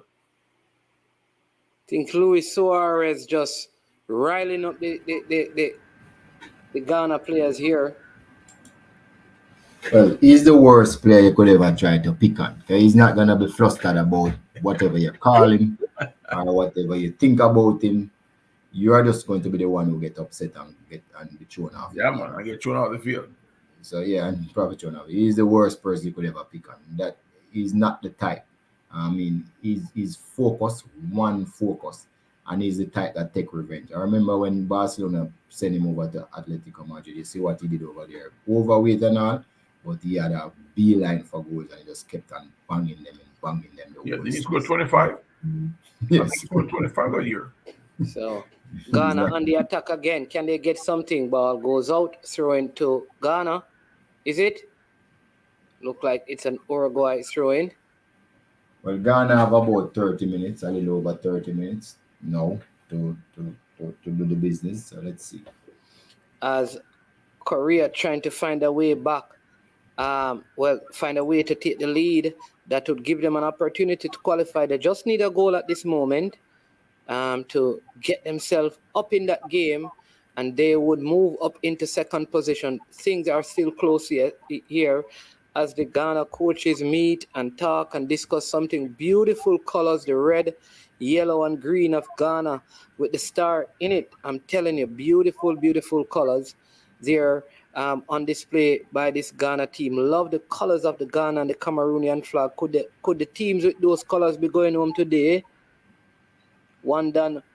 MU FC 45 said Ghana is going home, man. I still have hope in Africa. Watching for the last 6-7 minutes, Ghana is in possession in Uruguay's half. But every time they play the ball up to the players in the front, the 7, the 9, and 11. The ball's not sticking. Those players are not getting themselves into good position to keep possession and sustain the attack in the final third, right? And either they're trying to play one touch when there's no need to play a one touch. They pull the defender in and try to spin off with a quick combination. This could be a penalty. This could be a penalty for South Korea. South Korea. Is it a penalty? Volley that came in, player was going down, ball, he's saying it touches abdomen. Referee says no penalty, didn't touch his hand was close to the body. Is VAR going to check this one? Let's see, is it a penalty?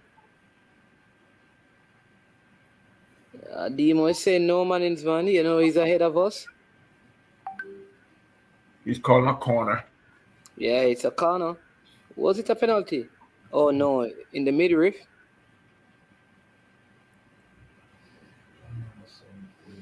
Again, it is Super Friday, people. So if you're watching, please remember that you can support I Am Sure Sports by giving a super sticker or a super chat to the channel. You can go ahead and do that right now on this Super Friday.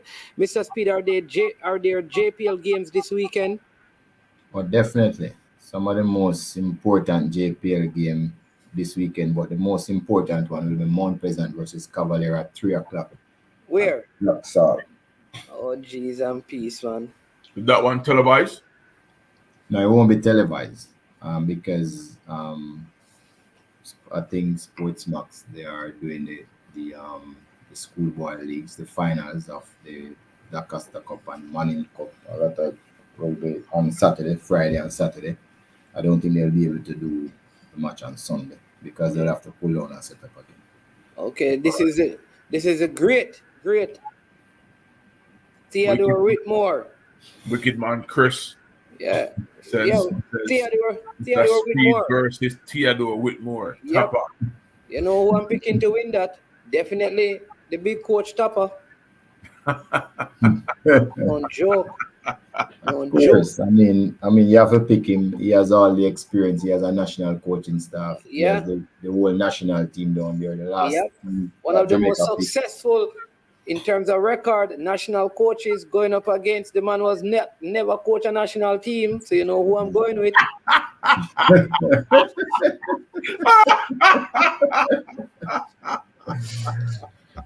Right. So, and also and it gets worse. It gets worse. Yes, Duckland. Mount Pleasant for Cavaliers nil. And it gets worse because they also buy every single player they could find in Jamaica. Well, not only that, you have some Mount Pleasant players as well. They bought 17 players, and we lose 12. Well, we're getting back to natural. Every day you talk about it, you're losing. Mount Pleasant lose. Mount Pleasant is 30 players better off than I am. Yeah, but Mount Pleasant lose 12 players too. No, they're not losing. They send them somewhere else. It's still losing. They're not there. No, man, they don't need them. But it's not about this game is not about the players. It's about who is the big coach. You know who man is going with. Can Mr. Speed outcoach the great Tapper? Yet to lose a game in the Premier League. Theodore Tapper with more. And also, it's on your home venue. You're at home. So you have all the marbles over there. You know what? All I need is a copy of the tape. I'm sure Mount Pleasant will tape it. TikTok being sarcastic. Let us sleep, TikTok. Let us sleep. I didn't sleep last night.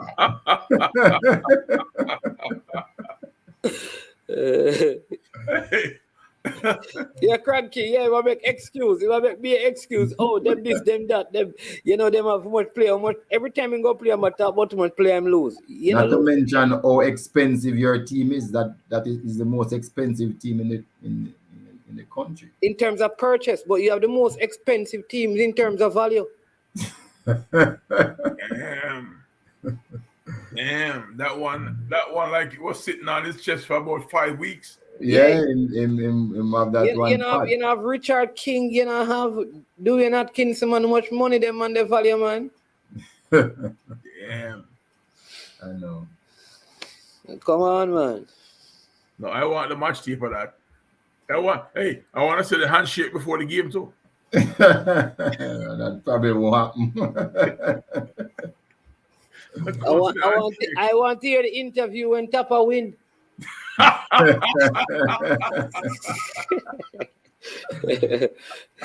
I win, I won't do the interview. Hey, you know what we're going to do? One day, Sunday evening, I text back and forth and say, hey, how the game go? No, but I might not even go to that game, because my women team is also playing on Sunday, so we have to split up the technical stuff. Oh, yeah. I might go to the women game. Trust me, Mr. Speed. We want you at the Mount Pleasant game. We don't want when your team lose, you say, hey, because me have women game and me never did that and blah blah. We don't want nobody make an excuse. No, but you can't decide where I go. I mean, no. Me don't want you make that decision if you go elsewhere and then make excuse. I try to eliminate every excuse. Here's man's man. So Mr. Speed, didn't you file a change of date for the women game? No, you see. This is one of the problems. This is one of the things that people don't understand about me. You see, because of my position, I am worse off in a lot of situations, worse off. Because if I try to do that, you'll hear say, yeah. No, I'm just making fun. I know. No. So all I did was just split up my people, and we have some going there and some coming to the game. So yeah, I won't have like some other people who would have, help me with analytic work and all of that, but. We're not backing. It's not in Cavalier DNA for back from anything. And management know that. We don't back, none at all. And that is a mentality where the club cultivate. If we get 15 players, we are coming. If we have 2 managers, we are come fight. That's Oh, what a shot on the volley from around 26 yards out. Valverde volleying that one time. The Ghanaian keeper had to go down and make a save to his right. He was just able to get down there. I see one done asking Cranky if he still believes that Party is bigger than Casemiro, and he's just basing that on what he's seen today in this Party's performance. I'm gonna say this, and I don't want the chat light up, but just watching Portugal now without Ronaldo, much better balanced team. They attack the movement. Absolutely. Movement is so slick.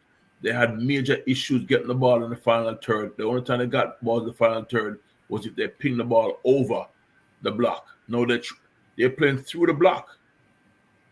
They're playing through the block several times. They have played through the block. I'm sorry, people. If they want to go beyond the next round, sorry, the big fish has to stay, on the shelf. Don't use that word. Sorry. You know what? Forgot that is a Jamaican platform. Let me rephrase that, please. Man is man. Is there someone we can edit that before we publish this? All right. The great Ronaldo will have to stay on the bench. All right, sir. So please, man, I'm asking you right now. You have not done anything for me except to ask you for one thing. Just edit out that. All right? All right. Oh, sir. Oh, my word. That was a close one by Ghana. Well, it is true that Portugal is playing with, is spreading their attack much better. You can see them running into the spaces in the different zones, and it's the first time I'm seeing South Korea kind of a little bit hurried to try and get back in their defensive shape. So what you're saying is correct. Maybe more movements, people feel freer. Two more changes coming up. Maybe Portugal didn't start their best team. That is why Ronaldo started. Number 8 coming on. I think who is out? Inaki Williams. His brother plays for Spain. He's coming out. 2 changes for Ghana. They're trying to get back into this one, and they have to know Tariq Lamptey yet. The speedster from Brighton. Lots of the Brighton players coming home early. Teams being knocked out.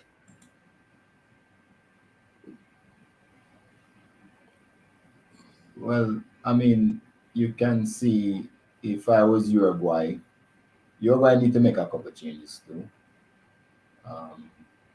They have made 3 changes already. Right. They're taking out Suarez. Right. And remember, they had an injury, and when they remove Suarez, there was a double change. I don't know why they bring on Cavani. I mean, he's a quality striker, but in this, they don't need another goal. They need somebody who should be willing to work harder. I think that's a mistake to bring on Cavani here. So. And I think they should also switch the formation from the 4-4-2 and probably just go to a 5-4-1 or a 4-5-1. Uruguay playing 5 at the back now. Okay, so they have made that switch. But I don't think Cavani is the answer. They shouldn't have brought him. So they're playing like a 5-4-1 with a diamond midfield with Darwin Núñez at the top of the diamond and Cavani being the hold-up man. Right. So that wouldn't have made that change because I just believe that I don't think Cavani should have come on. But let's see. Yeah. The coach knows better. Yes. Poor defending that time. But Portugal is now pressing South Korea. Breaking news here from our anchor there, our correspondent over there in Qatar. He says, breaking news, Jamaica coach labels Ronaldo a quote-unquote big fish with a small paintbrush that has no place in the starting 11. More details to follow. No, I actually agree that he should be in the starting 11 because the second 11 playing. Yeah. I don't know where the small paintbrush came from, but Yeah. I can see where the big swimmer is.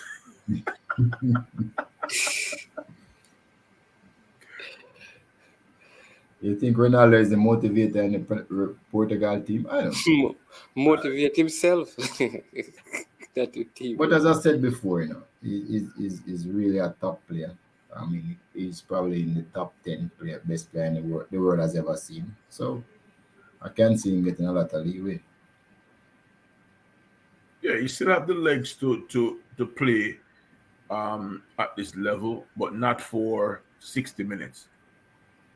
And I also believe that playing in the World Cup is harder than playing in club football, because everybody have their pride at stakes. I think they run harder. They give everything for the country more than playing the club. Corner kick for Ghana. Can they get something back?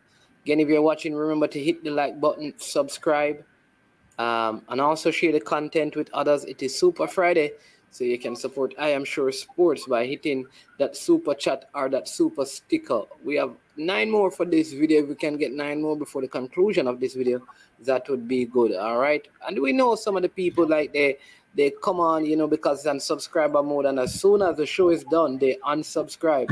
When they come on again, they resubscribe to make a comment, and then they unsubscribe. You need to stop doing that. All right. Come on, do better than that. There is at least a 6-minute differential in both these games. Yes. As much as 7. Yeah. True. Which means that one game is gonna finish and the other game is gonna be going on for 5-6 more minutes. You know what? It will be. I think one of the sad things, and I thought about this all of last night. Oh, Ghana had a break there and just misplaced the pass and the play just slow down. Is that if I believe if Argentina doesn't win a World Cup with Messi, I don't see any talent there that would let them win the World Cup in the next 8 years, at least. Like I see more talent in Brazil and in some of the other teams than in Argentina. But I believe this would be Messi last World Cup. I'll be very surprised if he comes back. Yeah, I think so. So but if they don't win the World Cup with Messi, I don't think they have the team to win it. At least for the next 8 years. I am worried about all the teams in South America anyway. Brazil? No, man, Brazil have a nucleus of young. Listen, Brazil have many, like next World Cup, you can have Anthony, Richarlison, Jesus, Gabriel Martinelli, the other young guy from Brazil that they brought, Guimarães can come back. Oh my word, Teles, all of those guys are young, The center backs are Milito, Rodrigo. Even Neymar might come back to the next World Cup. But Brazil do have a factory. But I don't know if technically they're sound enough. I mean, that's really my problem. Not technically, tactically. Tactically. Yeah, I was gonna say the same thing. Tactically, I don't think. I think even if Messi come back, the team have to be constructed totally differently, because then he can't carry a certain weight that he's been carrying for the last couple of World Cups. But I don't think he's not the kind of guy who's going to push himself to a place where he can't help the team to play at this level. Well, there is a 7 minutes differential, at least 7 minutes differential here.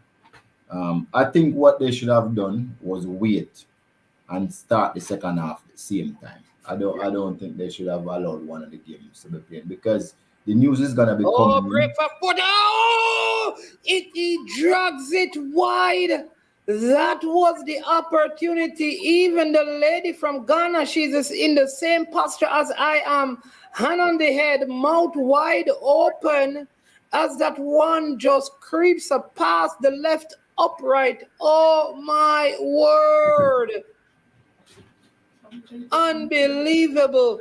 And whatever they are trying to work in Ghana, they need a different set of bush to be used by the bush doctor, because the ones that they're using now are causing the ball to be bushed. Ball came through fortuitously, but not able to get it on target. Oh my word. Oh my word.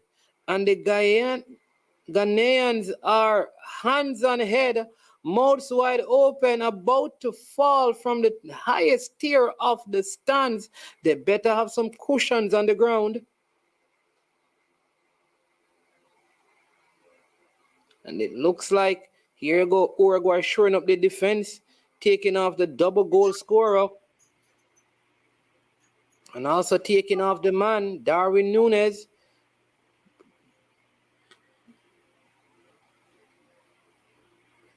Oh, my Lord. So that would be their 5 changes, right? Yes. Right. So the coach has played his last hand. He has nothing else to contribute to the game, except to shout from the sideline if people listen to him. But with those changes, you'd have made all his tactical changes. And let's see what happens. They have again. They have to hold out for another 8 minutes. Again. Oh my word. Ghana I'm telling you, it's not over yet. They have to hold out for another 8 minutes. You are going plus extra time, which I think is gonna be 12 minutes. So they have 20 minutes more. I think there's around 20 minutes to go in this game. Kudos, brilliant save. Oh my word, that was so close. I'm telling you, they need to come and check the man up in Portland, because the one in Ghana, obviously, not getting the job done for them. No. I'm not going to let you get away with that. There's no such man in Portland. That's what I heard. I don't know. It's our next parish. No. It's our next parish. Is it parish? We don't know. St. Thomas. Hold on. But it's not Portland. That's so like Rudolph have gone and scored a parish to see if the man is there. Remember, that's Portland is where I'm born and grew, so I know him is not there. Right. He came there after you left. Because he has looked and he hasn't found him. Search all over, couldn't find nobody. Couldn't find him. Mr. Speed. Mr. Speed. Person. Thanks to TikTok for the super the super chat, and he's asking a question there of you. Right. Negative. No, every country can get to buy tickets. So if you wanted tickets to go to World Cup games, you'd have had to ask the JFF to buy tickets on your behalf, and they would have gotten the tickets for you. There's no real package. Ali Grimson is there. Yeah, he's for him that thing. He's actually working on some station, analyzing stuff, I think. Yeah, he's there. Yeah, but he's there. Yeah. And one of the reasons he told me he was very interested in going is to scout the CONCACAF teams from there. He wanted to see them up and front. Also he coached over there as well, so he has a good relationship with the people there. Yes, so he wanted to be there. Jamaica cannot afford to pay for anyone to go to the World Cup. That's the federation. 8 minutes added to the of time added on to the Portugal game. Yes, because that game has finished. Goal, South Korea has gone ahead of Uruguay, and Uruguay will need to score. This is crazy stuff happening. Will it be sent through? Oh, South Korea are through. Are they? What a brilliant goal. Hard work by Song. The coach needs to tell his team, Uruguay, and Ronaldo is looking on saying that, why did you take me off? Now you need me. I don't believe it. To do what? Kudos plays for Ajax, and there are rumors linking him to Manchester United. And the Liverpool are also interested in him. Everton were very close to signing him in the window, but they didn't want to pay, I think, $2 million more. So he could be headed to Manchester United. So, man, I just want you to remember that I told you that as the game progressed, South Korea, the fitter team, it was very likely to win based on what has been happening. And this player is going to be yellow carded. He took off his shirt. Yes, And I don't think he. I yes, don't. But the problem now started balling. I think the Ghanaians are going to look at him and say, "Yeah, man, you beat you, but you're not gone away. We there. No, but Uruguay just need a goal to go through. Uruguay just need a goal. Oh my word. So let me give you the up-to-date point standing right now, people. Suarez with his hand on his head. He's breaking into tears. Can you believe it? Luis Suarez is heartbroken. Can you imagine if Ghana, what would make it worse now, if Ghana just gets one back to spoil the fun? South Korea are ahead, Uruguay are in third, Ghana sits at the bottom of the table. Oh, and all of the Uruguayans, they have heard the score and they are not happy. The coach is pushing everyone forward, and this is the problem. What he did, he took off almost all his offensive players. He put on defenders to save the game, and now he needs goal. Oh, my word. Well, what happened is, as I said, he made his last tactical decision with those changes. And he could have just made the wrong one by putting on a lot of defensive players. It's gonna be really interesting now. He has to push forward, so it gives Ghana a chance because only Cavani. You see, they are playing a high line now. So only look at Ghana go. Can Ghana get one back? Oh, this should be a red card. See, I'm telling you, Sebastian Coites, he should have been red carded for that. That's a dirty old play. It's not a little bit of self-prophecy from you, man. If you are going to don't get a red card today, I don't know what you're going to do. But you see it already. You see they started. I'm telling you, they just need the pressure to be on, and they go back to their dirty playing, which is exactly what they just did. And they could still get a red card. Darwin Núñez coming back to Liverpool coming soon. Darwin Núñez without a goal. Coming back to Liverpool to prepare for the rest of the league. They can keep him. So Uruguay needs a goal. I mean, the problem is South Korea. Oh, brilliant save by the Ghanaian goalkeeper. South Korea only have 4 more minutes in their game. Uruguay hasn't even started the extra. Hasn't finished the 90 minutes. So they probably have about 12 minutes to get another goal over Ghana. Dry eye, even tear. Oh, and here's Ghana. Oh, can they get something? Can they further turn over the apple cart? So this is why I didn't agree with Cavani to come on the pitch. I don't know what Cavani is going to do, but it is left up to Cavani now to cause the damage. It was Cavani with the header, almost putting Uruguay back into it, heading it backward, but he was offside, I think. Yes, he was offside. Would not have counted. Ghana spoiling the fun for Uruguay. I think with all the mockery of Suarez, he will be devastated. Can you imagine?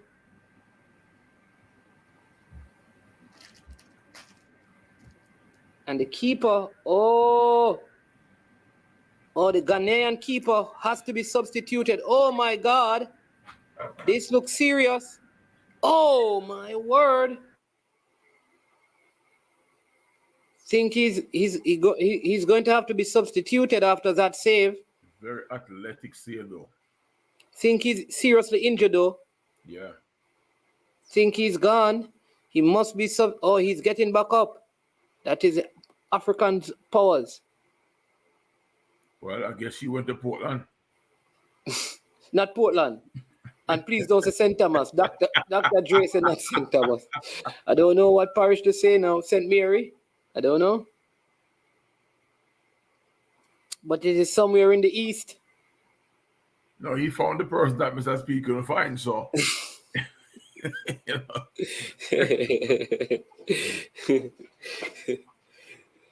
Oh my word. What a day, what a day, what a day. Listen, Japan did some stuff. Here is South Korea pulling off something. So now we would have 5 Asian teams that qualified for the World Cup. And here we go. Japan goes through, Australia goes through, South Korea goes through, and Korea has won. People, the game is over. South Korea defeats Portugal by 2-1. Oh, what a game we have here. Oh, 8 minutes added on in the other game. 8 minutes, not 12, like I said, but 8 minutes added on. Oh, my word. What is going on in the World Cup? Uruguay are going to be knocked out. Asia again, coming up strong. Oh, they are so happy. Son, so happy. Here for Ghana. Ghana breaks on the right side. There's 3 players played back in the middle. Ball played to the center forward, but he's offside. He just slightly crept in to the offside. It was a good break by Ghana on the right side. 3v3. So South Korea will meet up with Brazil. Well, Dive by Cavani. you still have 6 minutes to go for this one to be decided. So don't speak so quick, man. 6 minutes to go. The referee just called off a penalty shout. And let's see if it was, because if it's close enough, it's gonna be tough to give that. You can see literally put his foot across the player, so it could go down.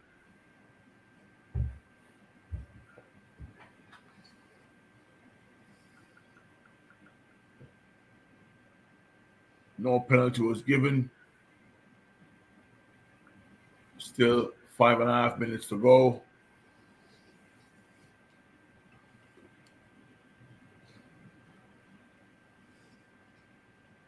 So Kim and his team has gone through. Not yet, man. Man's got to play off first. That's why I don't like Uruguay. That's what they're good for, man. That number 26 have been having such a good game, and look what they're doing. Come Ghana, score 1. Want to say thanks again for the super chat. Remember, it's Super Friday. Hit the like button, people. Subscribe and share. Yeah, doing some good work here for you at I Am Sure Sports with Mr. Rudolph Speed and also Mr. Huntley Suebi. You understand me? Keep hitting that like button as well to show your support for I Am Sure Sports as we continue to give you top class football coverage.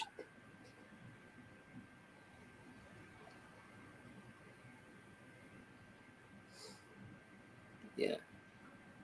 Oh, Ghana. Whoa. Brilliant block again.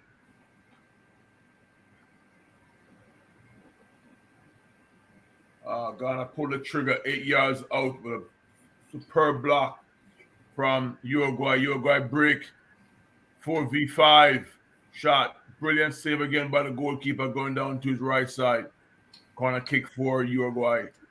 Still 3.5 minutes to play. Corner taken short. Good defending by the Ghanaian right fullback.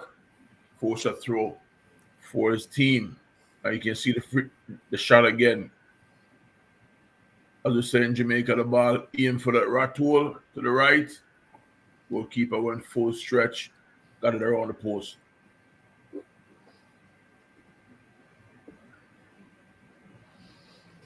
Yep. What a day we are having so far. England yet to lose. Brazil yet to lose. France yet to lose.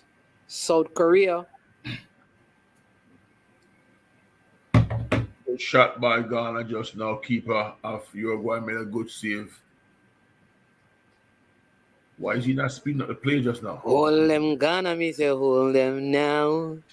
Send for the chopper, make we chopper them down. It's our home sweet home for Uruguay and Luis Suarez. Home.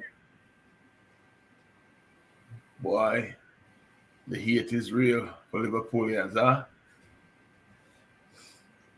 But that's all right. I don't like teams that play that way, man. And bad mouthing the African nations. Oh yes, France lost. Oh, look at Suarez. We did what we were supposed to do. I set up 2 goals. But now you guys, you South Koreans, and look at the Uruguayan fans. Oh.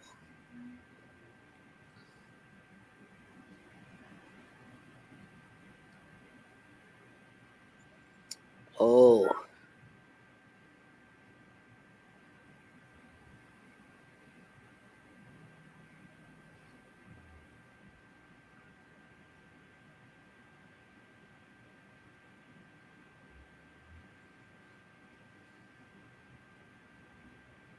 This is fun stuff. This is good stuff. The Ghanaians really not giving an inch to these Uruguayans.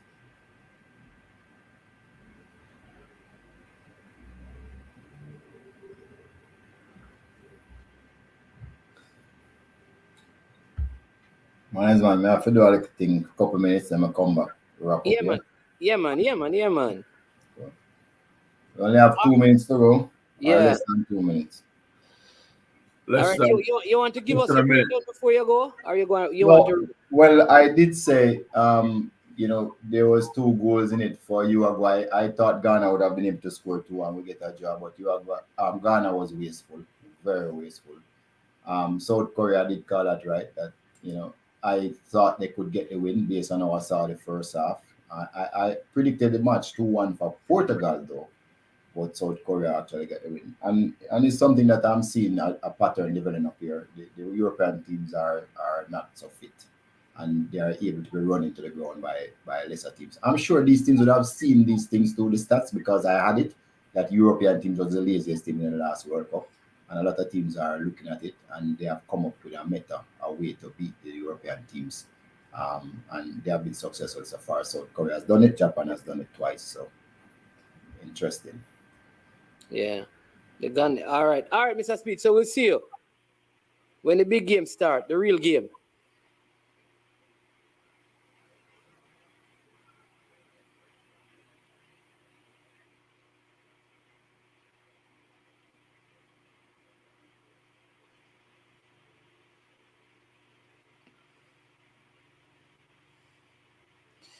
All right, just seconds to go.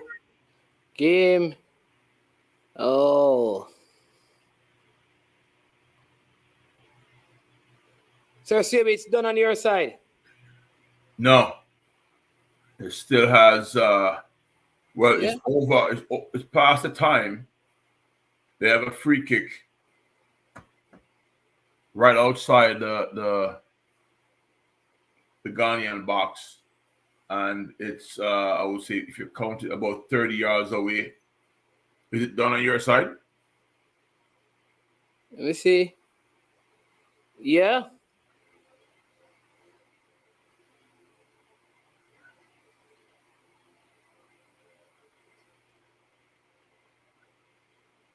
That should be it now. Both teams are out. Oh, yeah. Brazil versus South Korea. Yeehaw. Easy ride, I know. And Diego Suarez breaking down.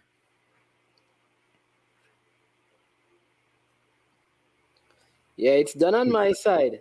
Listen, we have been thoroughly entertained. No matter who you are carrying, you're supporting, you're rallying behind, it is what it is, right? But now this is getting ugly because Uruguayan players are going after referees. For what? For what? That's Uruguay for you. That's why I don't like them, man. This sense of entitlement that these players have. When the game is over, the game is over. That's it. What do you think the referee made a poor call or many poor calls? And that's the reason we have VAR. So why not go argue with VAR? Because if the referee missed something and it's within the rules for VAR to review it, you would have to stop the play. But there's nothing that it's not like they got a goal pull back. Yeah, but that's what I'm saying. A penalty that they were supposed to get. So that's what I'm saying. Has nothing to do with the referee. A reasonable person would see that, right? A reasonable person would see that. Blame yourself for underperforming. Don't blame the referee. And if the referee did make an error, so be it. He's human. Just like how if you can look at the referee for 4 or 5 mistakes, say for instance, for example, as a player, think about how many mistakes you made during the game. Yeah. So why go out now and have this attitude as if something was taken from you? Nothing was taken from you. You got what you thoroughly deserve. That's it. You move forward. And I think these federations need to clamp down and discipline these players properly and don't pander to these players because they are high-level players. You have to recognize that it's on TV being viewed across the world. That you're That's what I'm saying. It should. Sorry to cut you, but it should be Ghana. Ghana were in pole position, only needing a draw to go through. See, South Korea win, they would have gone through. I mean, with a draw, they are not going through. Why they not behaving this way? Yeah. Because you're not entitled, because they think the 4 stars on their chest give them something, make them special. It doesn't make you special. Yeah, it doesn't make you special. But these 4 days so far, these final round games have shown the spirit of the smaller soccer countries or football countries compared to the big names. And one thing I Mr. Speed is off. I think it's more tiredness for the big countries than the level of fitness. The last World Cup, they were just flat out being lazy. The Europeans think that they could play the medium block to low block and save their legs to hit people on the counter attacks, and then while the smaller countries outwork them with the ball and without the ball. And now, because all these European leagues wanted to pack as many games as they could into their schedule, now you're seeing their legs are dead. Yeah. Right? And Luis Suarez is inconsolable. Yeah, because he sees the end. And when you see the end of something that you wanted to push yourself to achieve more than maybe what you physically can. Because honestly, the longer these older players play, they have nothing to offer, right? And that's just the reality. You play a game every 3 or 4 days. After a while, you don't have the energy. You have the heart to do it, but you don't have the physical energy to do it. So, but every day so far this week, these last round games have been fantastic.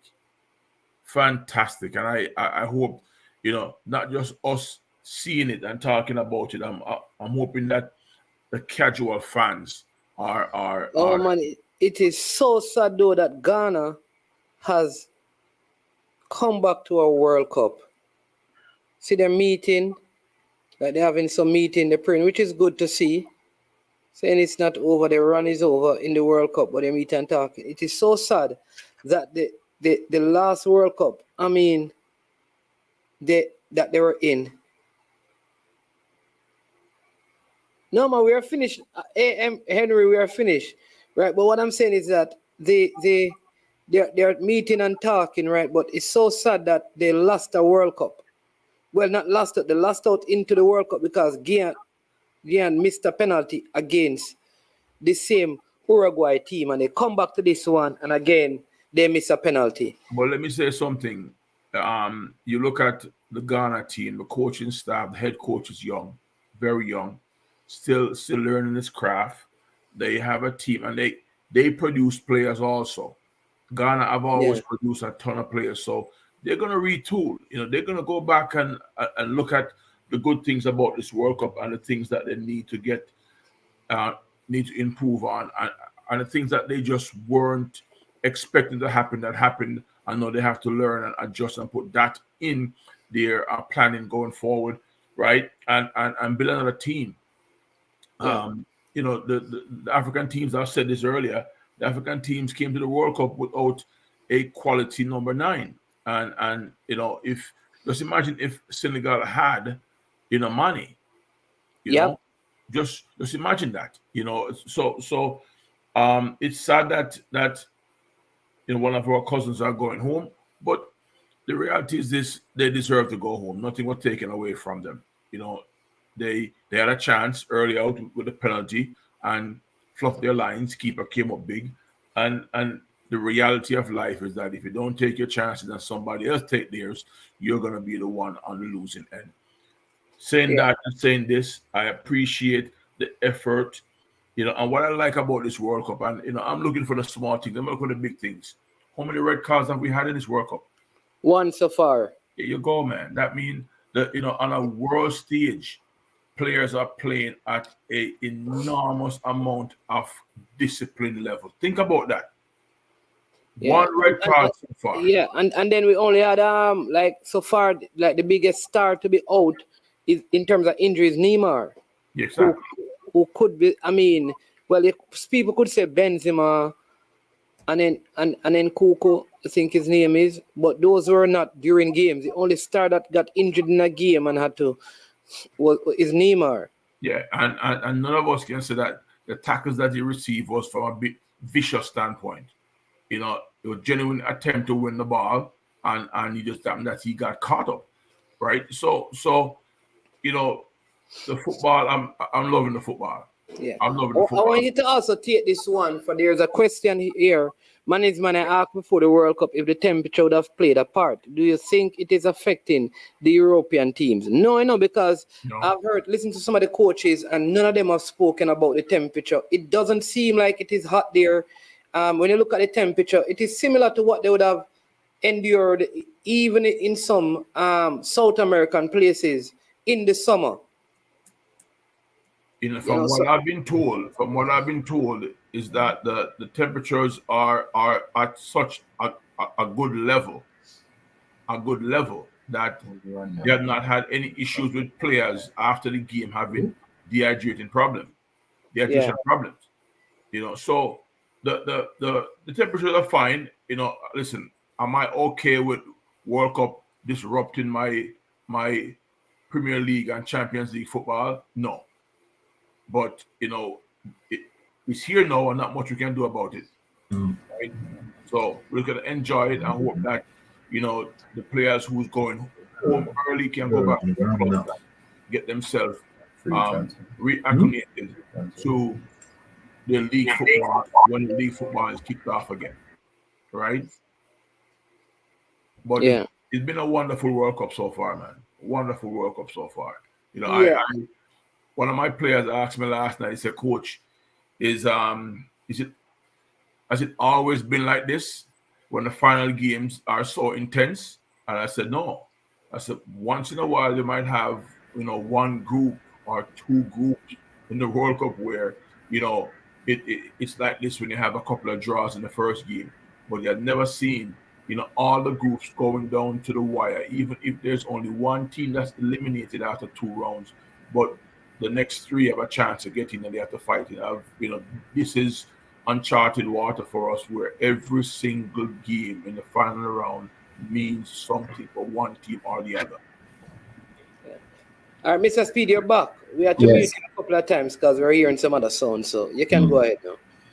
Well, I mean, I was looking at some statistics for the last World Cup, and one thing that stood out clearly was the whole idea that the European teams were the laziest teams in the World Cup 2018. They actually run less as a confederation.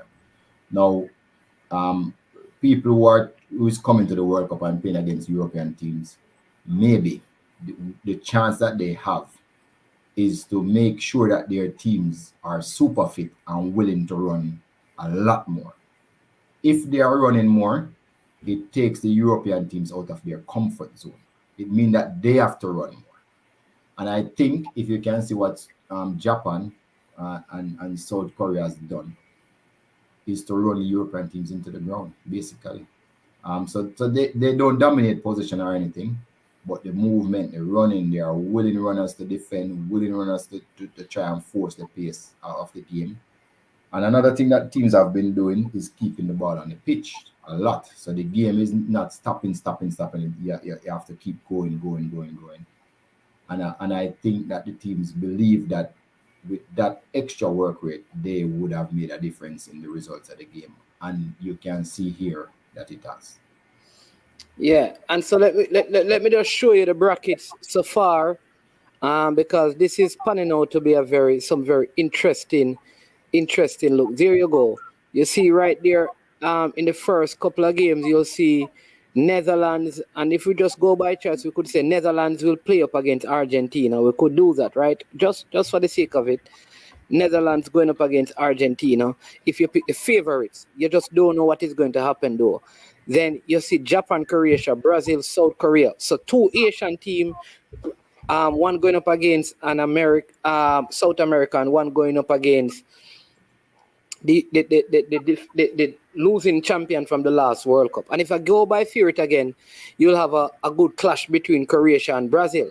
But you could also see these teams losing to Japan and South Korea. You'd have two Asian teams in the quarterfinals, or you could have Brazil going up against Japan. The other set now you see where is France. You think France going to beat Poland. Poland just should not have gone through.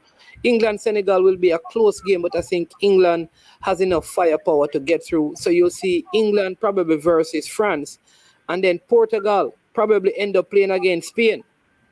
So some very good quarterfinal games are ahead of us. I mean, what do you think? Yeah, that is true. Some very good games. Some games shouldn't be the humdinger that which shouldn't be as exciting as the round. I mean, the rounds I think is so much more exciting because in a lot of these rounds, the last game any number could have played. It is more straightforward now. You win or you go home. So it is much more straightforward now. And none of the coaches will be playing, any margins or calculating anything or resting any player. They have to come with their A game. They have to come with their best game. They can also know they would have seen each team play 3 games. So their analysts would be working overtime and looking at the team's strengths and weakness, what they do in possession and what they do out of possession. So I think the games are much more. Coaches will be coming to the game model, the best game model to try and win this game. So I think it is much more straightforward now. The better team's gonna more prevail here than what happened in the round when everybody was trying all sorts of things, trying to find the best combination, etc. So yes, there are some really good games, but again, I expect, as I say, some teams will just go through, like France. I think Japan will go through it too, over Croatia. I don't like what I'm seeing from Croatia. Argentina and Australia, Argentina will definitely go through. Netherlands and the United States, I don't know what's going to happen there. England, Senegal, England should go through because, as I said before, the African teams always underperform. Morocco versus Spain, I still have Spain going through. And Portugal, the next team to be decided. Portugal looking shaky. Switzerland, I think Switzerland, because Switzerland just need a draw against Serbia. So we could squeeze. Yeah. But Portugal looks shaky. I don't know if after this game, Cristiano Ronaldo is going to look for Piers Morgan and start something all over. Portugal really looks shaky, and I don't know if they'll be able to beat Switzerland. Switzerland, though, is at the end of their golden generation. I think that is a team that made up the under-17 team that won a decade ago, World Cup. They didn't look so impressive, but what was impressive about them, they are a very good defense. They have only conceded 1 goal. So that should be an interesting game, Poland. One of the things that intrigued me is that only 7 European teams have made it to the round of 16. So there are 16 teams, and so far, if you count Switzerland to come out, because either Switzerland or Serbia will make it, so you'd have You'd have Spain. You'd have Spain. So you have Spain, say Switzerland, Portugal, France, Poland, England, and Croatia, and Netherlands. Right? CONCACAF gets one in this round. Asia has Australia. They have Japan. They have South Korea. So Asia gets 3 spaces. CONCACAF gets 1. All right. South America gets Brazil and Argentina 2. Africa gets 1. Gets 2. Right. So I mean, when you think about that, South America only has 2 teams in the round of 16 of a World Cup. The thing, every confederation has numbers in the round of 16, which is good for football globally. Yes, because I think about 4 years ago or 3 years ago. Let me just answer this, Mr. Speed. Be strong. Though they are not in Asia, they play in the Asian Confederation. So that's what we mean. They're not. Australia is not in Asia, but they play in the Asian Confed. So that's what we mean. Be strong. Go ahead, You're Mr. sure they didn't play? Is Oceanic not a confed? Yeah, but they don't play in Oceanic again. They finished third behind. They finished in the group. They finished in the group behind Saudi Arabia, and they went to the playoff. Remember, they went to the playoff and beat Peru. That's how they qualified. Okay, so a couple years ago, and FIFA was very concerned about the dominance of the European teams. Even the winners, the last 4 winners is from Europe.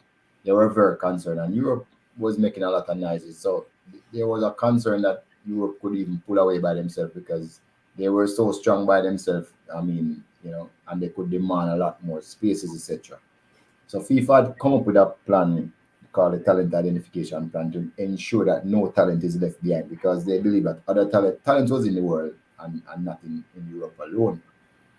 So I think the people at FIFA that saw the danger of the European dominance really would be pleased about what happened here in this World Cup so far, based on what they just went through, because usually you would have had more European teams just qualifying for the and more South American, because more South American, but and also you gotta give plaudits to FIFA for being brave for going against the continent who think that they are the strongest.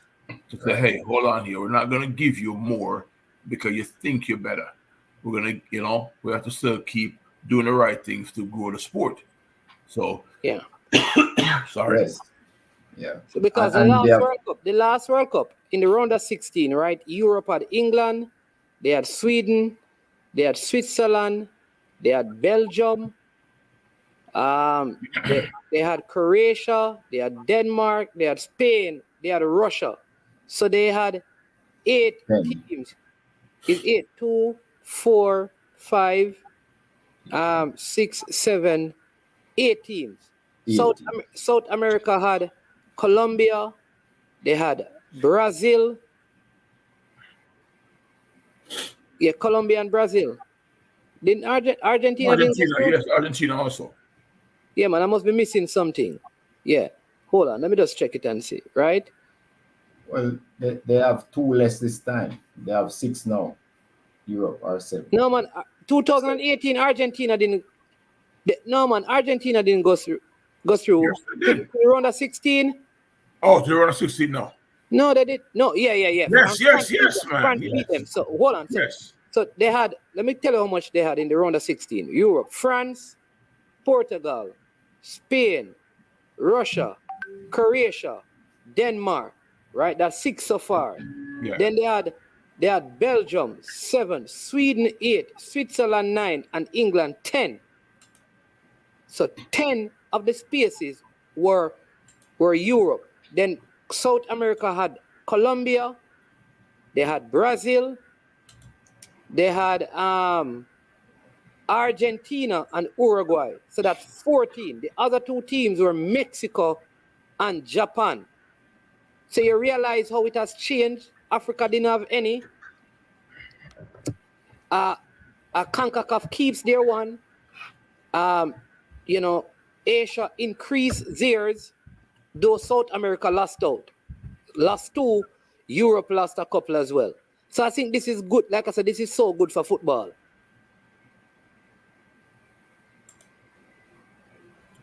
Been singing the praises for a couple of weeks, even before we got to this point, that the football is exciting. Every confed is doing well. The smaller confeds can look to their teams and say, "Hey, we're represented ourselves, and now it's time for us to grow again for the next 4 years to see if we can go one better." Right? Can go one better. Yeah. And also we discussed this earlier also in the broadcast, is that these smaller leagues, right? Because they don't get the eyes that the world get on the top 5 leagues. These smaller leagues are doing something good to produce these quality players and these quality coaches, right? Because it must be a competitive environment for these guys to keep developing the way they're developing. So, I hope in 4 years we're having this similar discussion. We're not saying it reverted back to 8 years. We can say there's either a steady growth for, instead of CONCACAF have one team, we might have 2 or 3, right? And even if we get one more, that's a growth. That's growth right there. Yeah. So it's just, for us to just keep doing the right things and keep knocking on doors and kicking down doors. And Yeah, because America missed the last World Cup. yes. Yeah. So it's and you can see, I mean, even in Europe, there's a shifting of the dynamics, because if you remember, you had like team like Iceland, Finland, a lot of the Icelandic nations that qualified. Russia were the host, right? Russia were the host. Yes. Italy lost out in 2018, and again they have lost out in 2022. And they are the Nation League champions. And isn't it Italy and Germany who has the most World Cups in Europe? Yeah. So interesting times in football, I believe. But I like it. I think it's good for the sports. I think it gives nation like Jamaica a realistic hope that they can go to the World Cup and not just participate, but you can come out of your group. You put the right team together with the right leadership and coaching and all of that. You can make it out of the group. This is proving that if you have the right things in place, you can be more than a participant in the World Cup. Yep. Yeah. So, Mr. Speed, I mean, one of the things I want you to do before you go is give us your on the game. Are you going to be back for the Brazil game and No, things? I don't think so. All right, so give us your thoughts. Few things. Yeah, man. Right. Give us your thoughts on those games before you go, and then give us the Premier League, the local Premier League games and schedule. So those who are interested can go out and watch them. We don't want to forget our local football while the World Cup is going on. You have to work with management, because I apologize for not doing the JPL show. It is very difficult. I have to, a lot of talking, because my job is to talk and the training. So when I do this every day, I have a next 4 hours sometimes of just talking. So I have to preserve, the vocals. Yeah. Right. I think this is the last one, right? The last set of first round games. Yes. Which is Zone G. So I think so Brazil is up against Cameroon, Switzerland against Serbia. Brazil 2 win from 2 starts, 3 goals, none against. Serbia has conceded 5 goals. Sorry, Cameroon has conceded 4 goals, scoring 3. So you are Cameroon clearly conceded 2 goals per game, and they have never met up with somebody as formidable as Brazil. Brazil has conceded no goals for the 2 games, so you can see the contrast here. One team that is leaking goals and another team that don't concede any at all. Brazil has scored a respectable 3 goals. They haven't blown out anyone.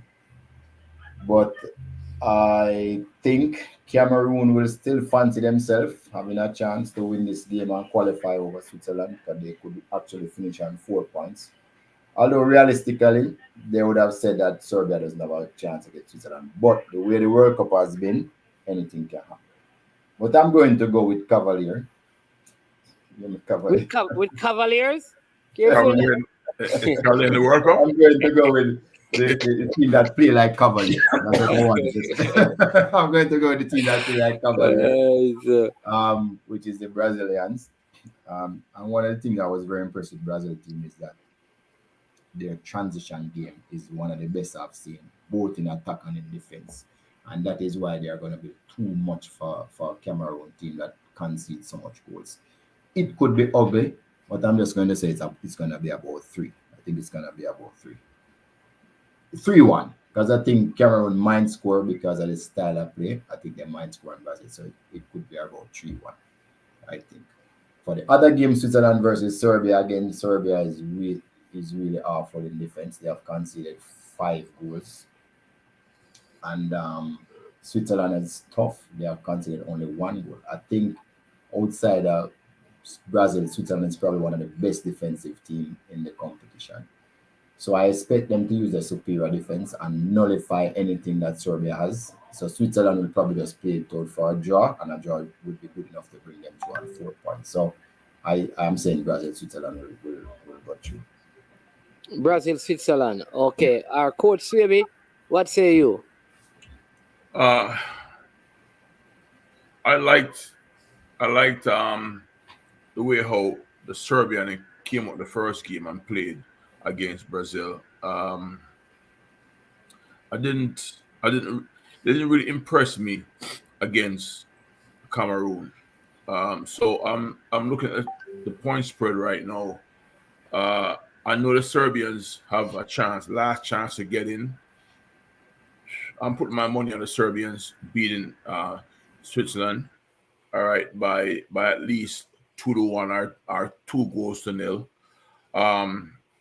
Cameroon is at this point is just playing for pride. I don't think Brazil is gonna ease up. Even if Brazil have a changed lineup, you're gonna have people going into this game trying to prove themselves and trying to give the coach a headache in selection, or when it's time for them to get off the bench and make a change. So I think Brazil is going to be motivated to go out and put a whooping on Cameroon. No, it's our cousins from the continent, and we don't want that to happen. But I don't think they have a chance, in hell to really get anything from this game. If they get a tie, it's probably going to be because Brazil played down, not because they play up. All right. So I think Brazil win the group with a comfortable 9 points and probably don't even concede, which is going to show that Brazil at least is more balanced this time round than the last 2 World Cups. We spoke about Brazil transition from attack to defense. My biggest issue with Brazil is that I've not seen them effectively institute a press game that reach benefit. I've seen them lose the ball and get behind it and get pressure on the ball, but the systematic pressing to close space and take the ball back of the opponent, I've not seen that. But listen, we still have 1 game now left to see if they have that in their locker. No, if and a top team don't have to show all their cards all at once. This could mean that they have it, but they haven't used it, right? But that's what I'm looking for them to do in this game to show that. Serbia, I just think that the Swiss golden generation or washover goal generation is at that place where it's over now. Yeah. It's over now. It's over now. Both of these teams, and there were similar lineups in 2018 in Group E of the World Cup. And for that game, Switzerland defeated the Serbians by 2-1. And they basically dominated that game. So I am expecting Switzerland to win this one again, or to at least get a draw, because they don't have to win. So let me just say one thing, man, before I even go. I'm telling you right now, the Serbians have a long memory. That's going to be the back of their head, and revenge will be a part of it. And if they're losing, this game could be the game that you see someone get a red card or 2 red cards. They are not going to lay down with not only with a chance to go to the playoff, but being beaten by Switzerland. You know, all right, all right. All right. I hear Everton Jackson asking a question if has it been confirmed? Yes, Everton. I mean, I can confirm that with you that apart from the 3 host nation, CONCACAF will have 3 additional spots. Now, the only other thing that is left to be decided is the 2 half spots, because there's a playoff that 4th and 5th place can actually go to. I don't think that has been confirmed yet, but if that goes through, 2 other spots could be, if we win, those playoff CONCACAF could end up with 8 teams out of the 48. That is the possibility.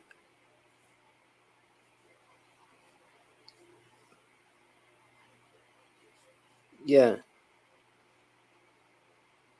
So, yeah, but Mr. Speed, give us the JPL stuff, and then we can close and we can go.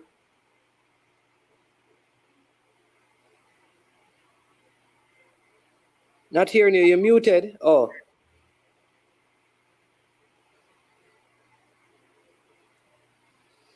All right. So when you're ready, Mr. Speed, just unmute, go and tell us about the JPL games for the weekend. Where, who, If and what? time. Yeah. Oh, you mean the matches for this weekend? Yeah, in the JPL, for those who are still interested in going out and watching the game. All right. So what is the game that is playing is match day 4 that was postponed. Oh, okay. Right. So it's match day 4 actually is playing. So above you play Falkland, Tivoli Garden play Dundee. You can tell us where and the times.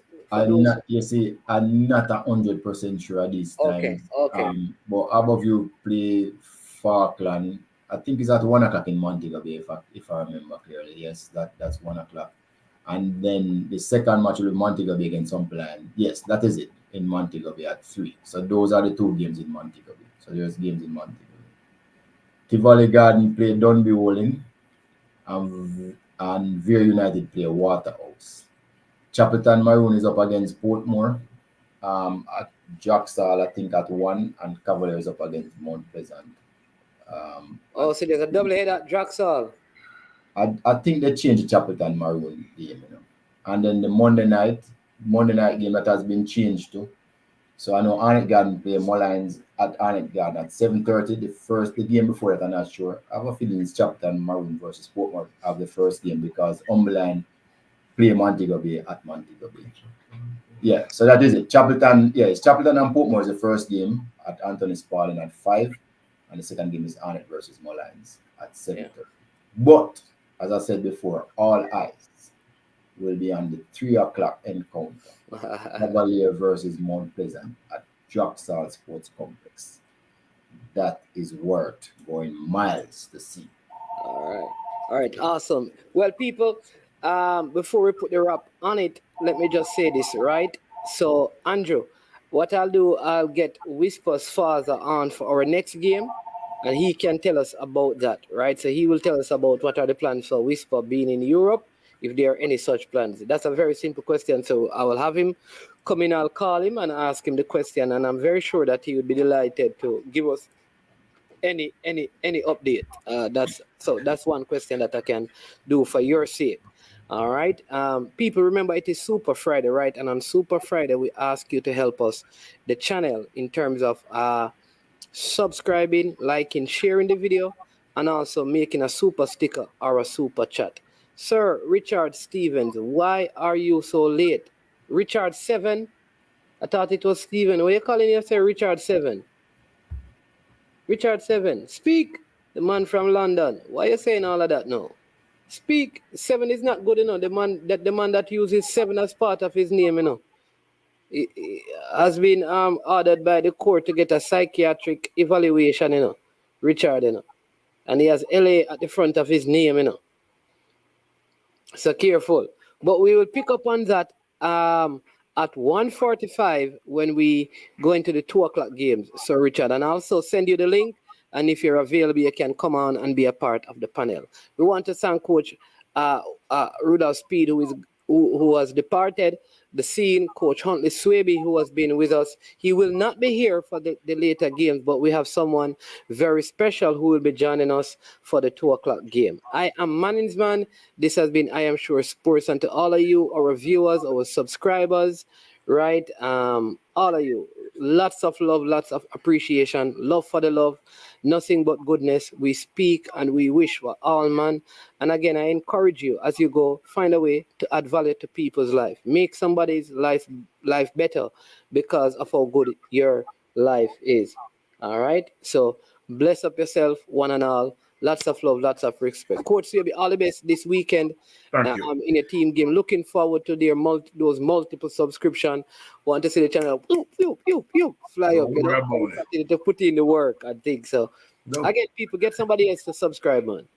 All right, man. See you later. All right, I'll be listening. The game. All right. Yeah, man, definitely.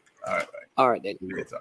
All right, so there you go, people. I am Manningsman. This has been I Am Sure Sports. So you know what we say. We are over and we are OUT out of here. Now watch about dog, SK New heard this. The body out there, Sniper King I represent for I Am Sure Sports. You get to me, I say, when you want the latest news and sports and updates and all of that, check out I Am Sure Sports. You know the thing goes in. Remember, cover the whole island. Remember Kingston, Westmoreland, Galchester, Ocho-Rios, Galtigo Bay. Everywhere. I Am Sure Sports. Check it out for the latest news and latest updates. Sniper King I represent. Where them feel like? Yeah. Someone on for the food from young, from where they knee height. I Am Sure Sports. Yeah, dog.